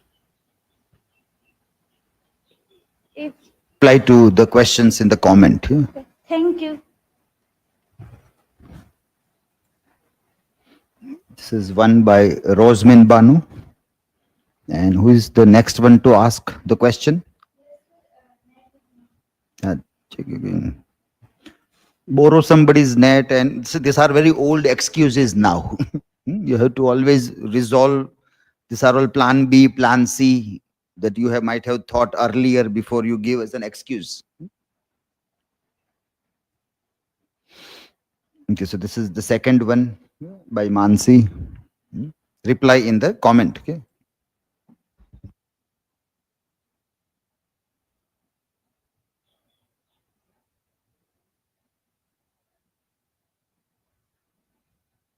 Hello everyone, I am Tanvi Mehra. Today I am going to discuss about the memification of rasa Indian aesthetics in the era of internet irony.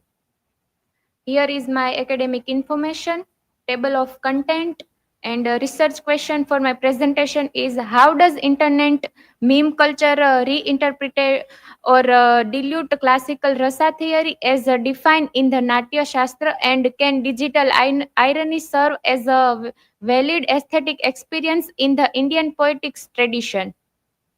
Hypothesis for my presentation is while internet memes often appear as superficial or ironic expressions, they functions as a digital text capable of evoking classical rasas such as hasya, karuna, or rodra. Meme culture does not replace but contextualize rasa is a fragmented, fast paced, and participatory digital environments, suggesting that Indian aesthetics are not static but adapt to emerging modes of cultural performance.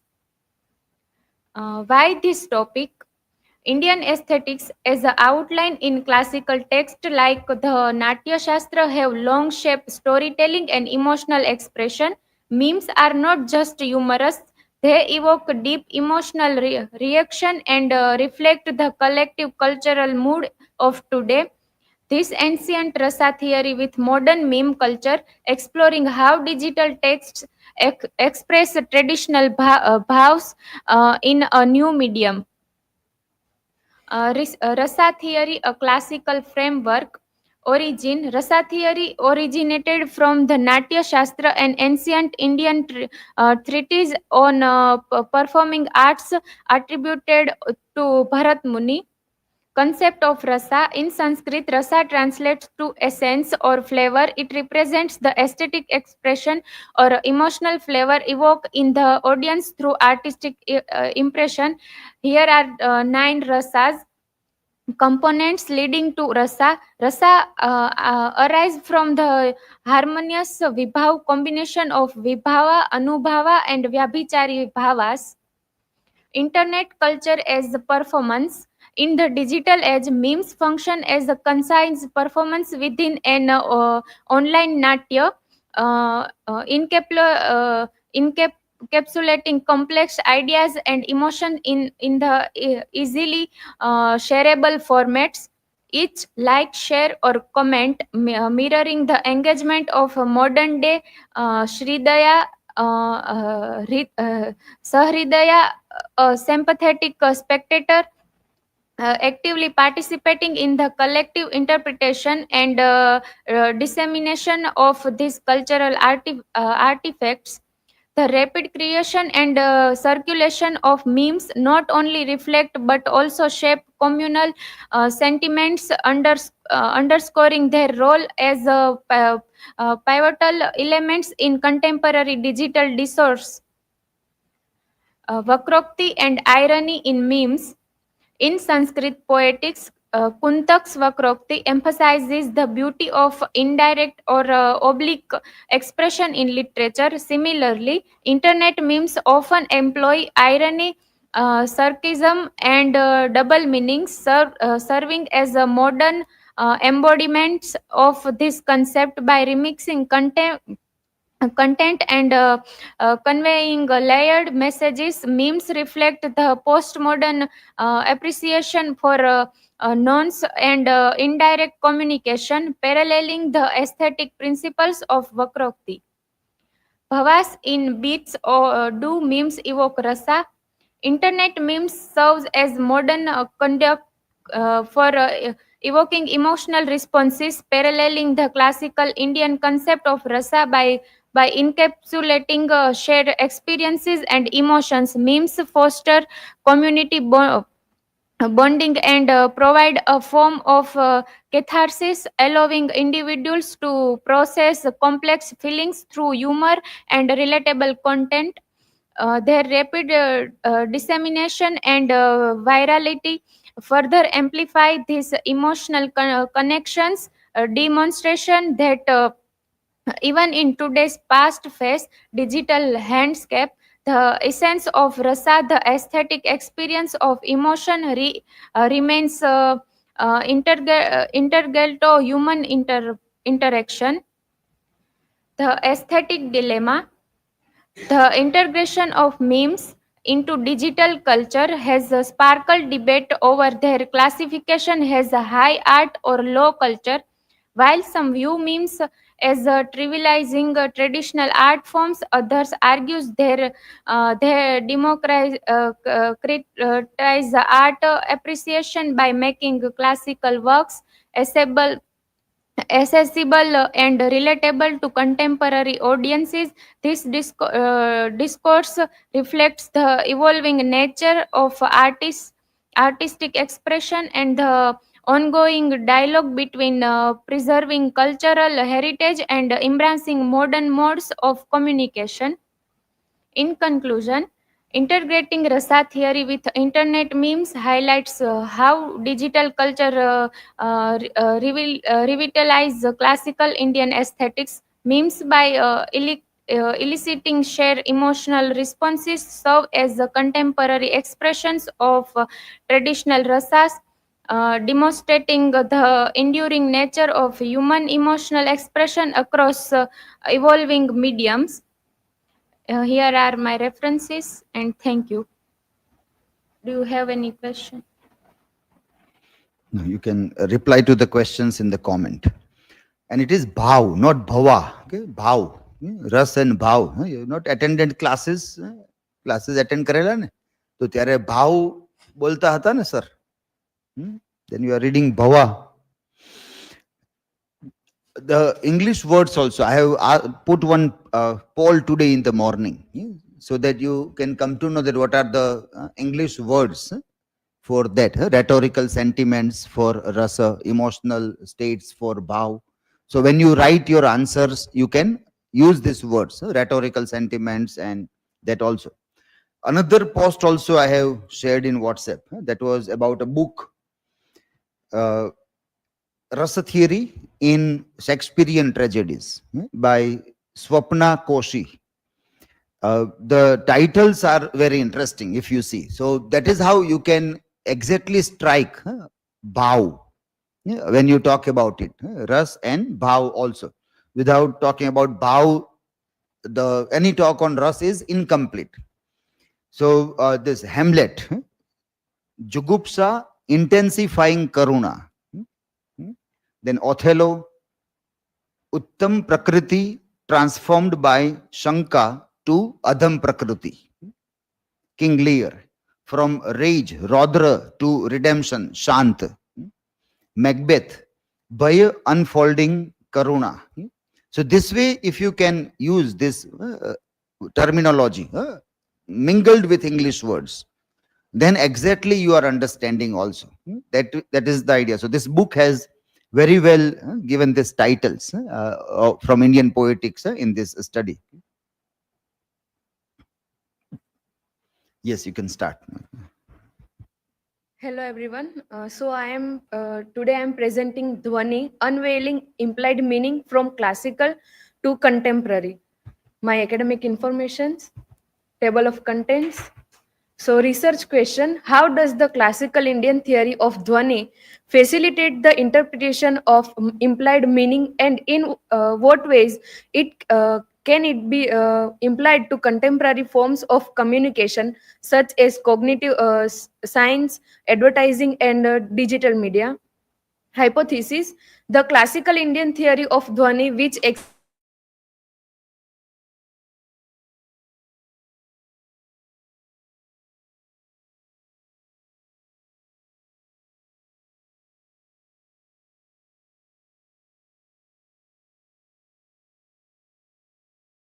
can still be applied to modern forms of communication. Whether in literature, advertising, or digital media, Dhwani helps us understand how deeper meanings are conveyed through suggestion.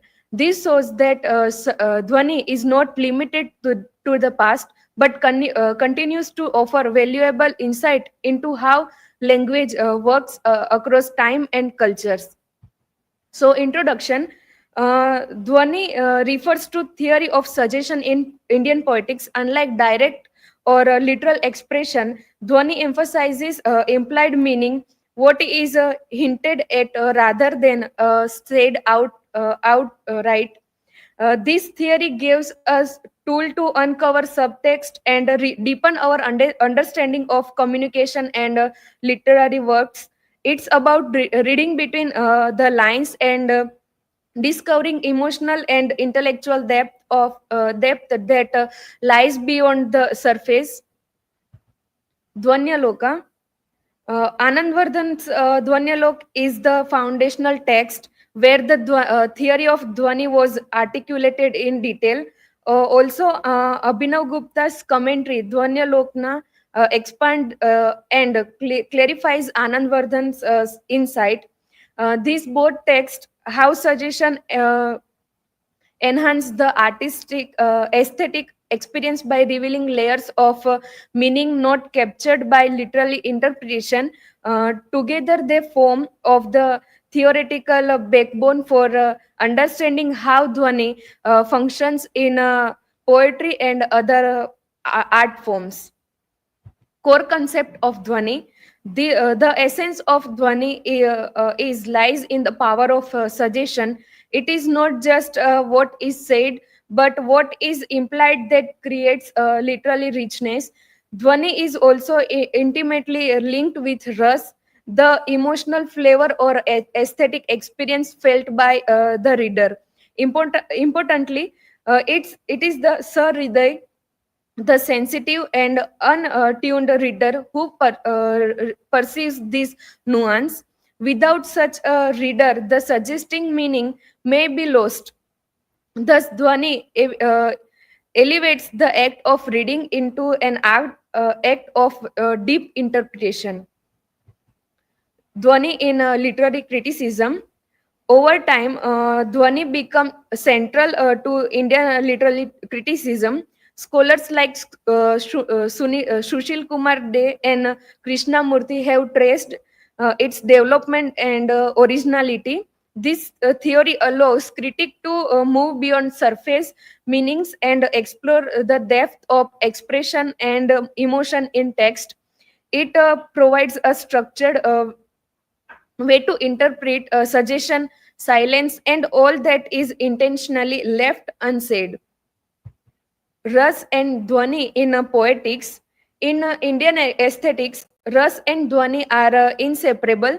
Ras is the emotional essence a text evokes, while Dhwani is the method by which is conveyed.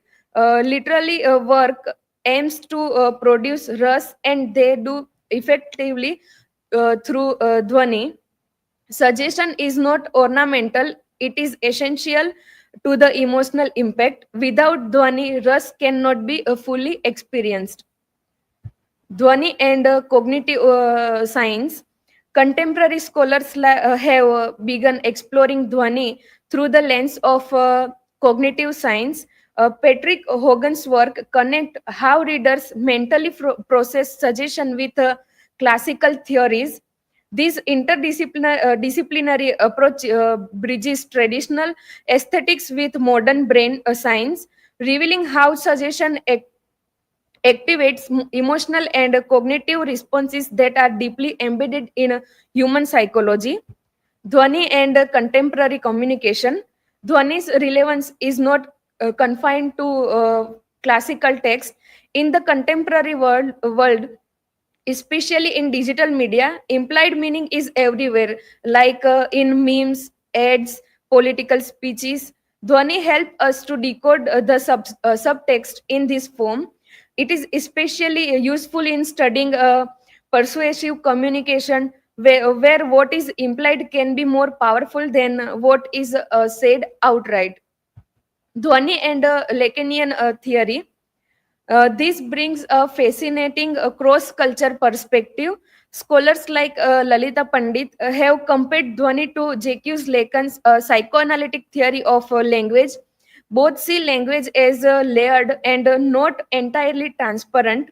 This comparison shows how classical Indian poetics can engage with post-structuralist ideas, emphasizing the universality and the timelessness of suggestion in meaning making. Contemporary relevance of Dhwani. In today's fast-paced digital world, communication is full of implications, tones, and layered meanings. Dhwani remains a powerful lens for interpreting this complexity, whether in literature, social media, or interpersonal dialogues. In the theory, empowers us to better interpreters of nuanced meaning, making it a vital tool for our time. Challenges and future directions. So, adapting Dhwani to modern context presents challenge, cultural shift, and global communication styles and technological changes demands reinterpretation. Future research, especially involving AI and cognitive science, could deepen our understanding of how suggestion works. Dhwani has great potential for evolving alongside these changes while maintaining its classical roots. My learning outcomes. Conclusion. Dhwani highlights the power of suggestion in language, connecting classical poetics with modern communication, rooted in works by Anand Vardhan and Abhinav Gupta. It deepens our understanding of implied meaning and emotional resonance. It continued relevance in fields like cognitive science, media, and comparative theory shows how Dhwani remains a valuable tool for interpreting layered meaning in both literature and everyday discourses. These are my references. Thank you. Yes, you can reply to the questions in the comment. Yeah. These are your questions. So this is by Tanvi. And this is by Nishtha. Yeah.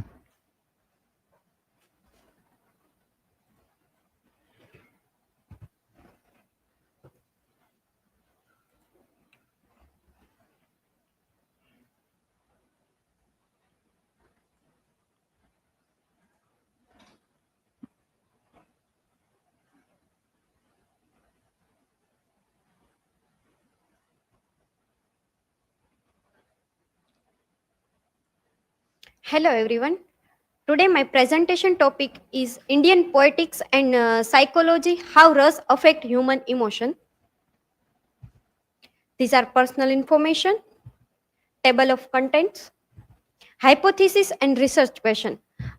Ras theory not only articulate a nuanced framework for aesthetic emotion but also significantly influence human psychological responses potential, offering a more holistic and transformative understanding of emotion compared to Western emotion theories. Research question. How does the Ras theory from Indian poetics shape human emotional experience, and in what way does it differ from or enhance Western psychological theories of emotions? Introduction. Indian poetics is deeply rooted in the exploration of aesthetic experience, with the Ras theory being its cornerstone. Originating from Bharta's Natya Shastra, Ras refers to the e- essence of flavor of emotion evoked through the artistic expression. Unlike more emotion, rasas are aesthetically heightened status that elicit refined response from the audience. This presentation explore how ras as both philosophical and psychological construct influence human emotion experience.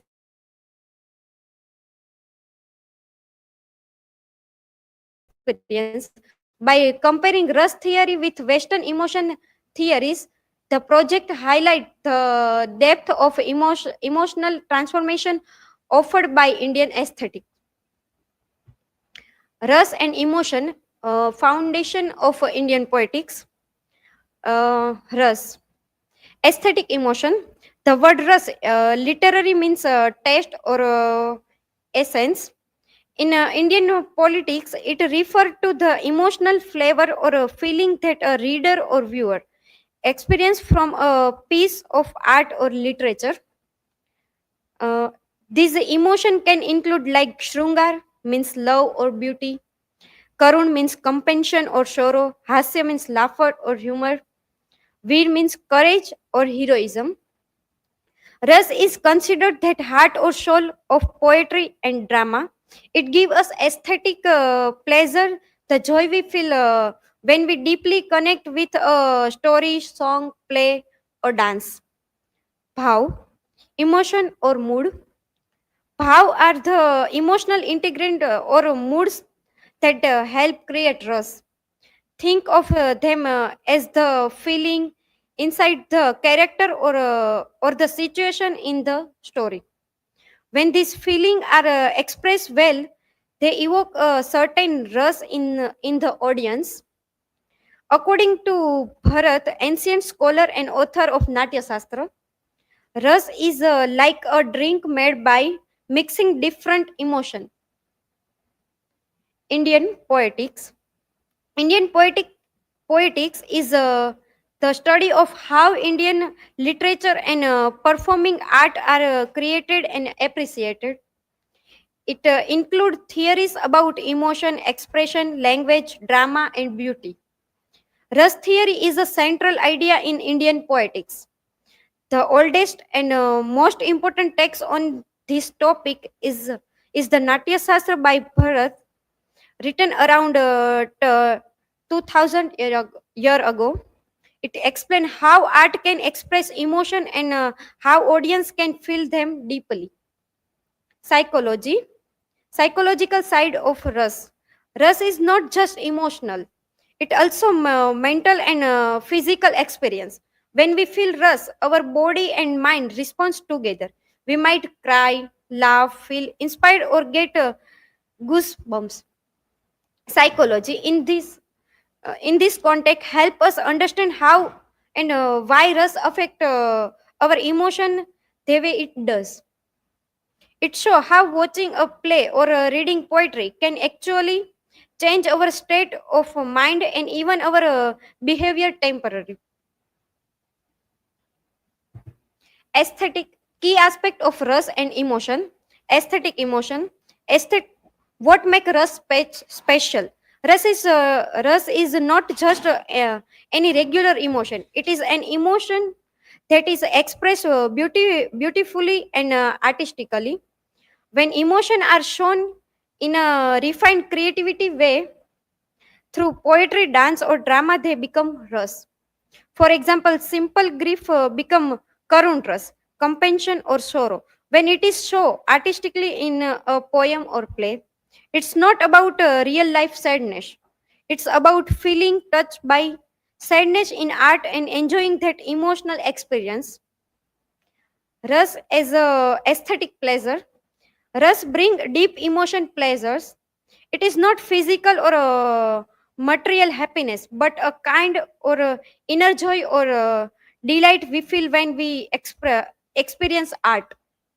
In Indian aesthetic, this pleasure is considered one of the highest form of happiness, a moment when we forget ourselves and get absorbed in art. Effect of Ras on audience. Ras help people experience joy, relief, and emotional clarity. A play or drama is seen as a combination of many enjoyable emotions. It like a collection of Ras filled moments that move and entertain us. This make art both healing and joyful for the mind. Uh, these are the nine rasa, like The theory of the 9 rases was first given by the ancient Indian sage Bharat Muni in his famous texts like Natya Shastra. These rases represent the 9 primary emotion, flavors, or aesthetic moods experienced through art, drama, and literature. Here are the 9 rases and their meaning. Shrungar means love, romance. Hasya means laughter. Karun means compassion. Rudra means anger. Bhayanak means fear. Vir means heroism. Bibhatsa means disgust. Adbhut means wonder. Shanta means peace. Later scholars like Abhinav Gupta further refined and elaborated on this ras, especially emphasizing Shant ras means peace as a spiritual and supreme ras. Ras and psychology. The text link ras theory to the psychological or of emotion, discussing how emotion are generated and experienced. There are a comparison between ras theory and Western emotion theories. Nothing similarity and difference. The expression of ras, particularly in Indian performing art, involves specific facial action until an eye glance, including a detailed psychology of emotional expression. Ras in performance and cinema. Rasa theory is applied in Indian performing art and cinema, including acting style and audience experience. Indian cinema, particularly Bollywood, use melodramatic style rooted in Ras theory, which can evoke strong emotional responses from Indian audience. Research explores the neuro. Yes, now you can conclude. It is more than 8 minutes now. Okay. Conclusion. Ras theory present a unique and profound model of emotion aesthetic where emotion are not merely felt but are transformed into pleasurable.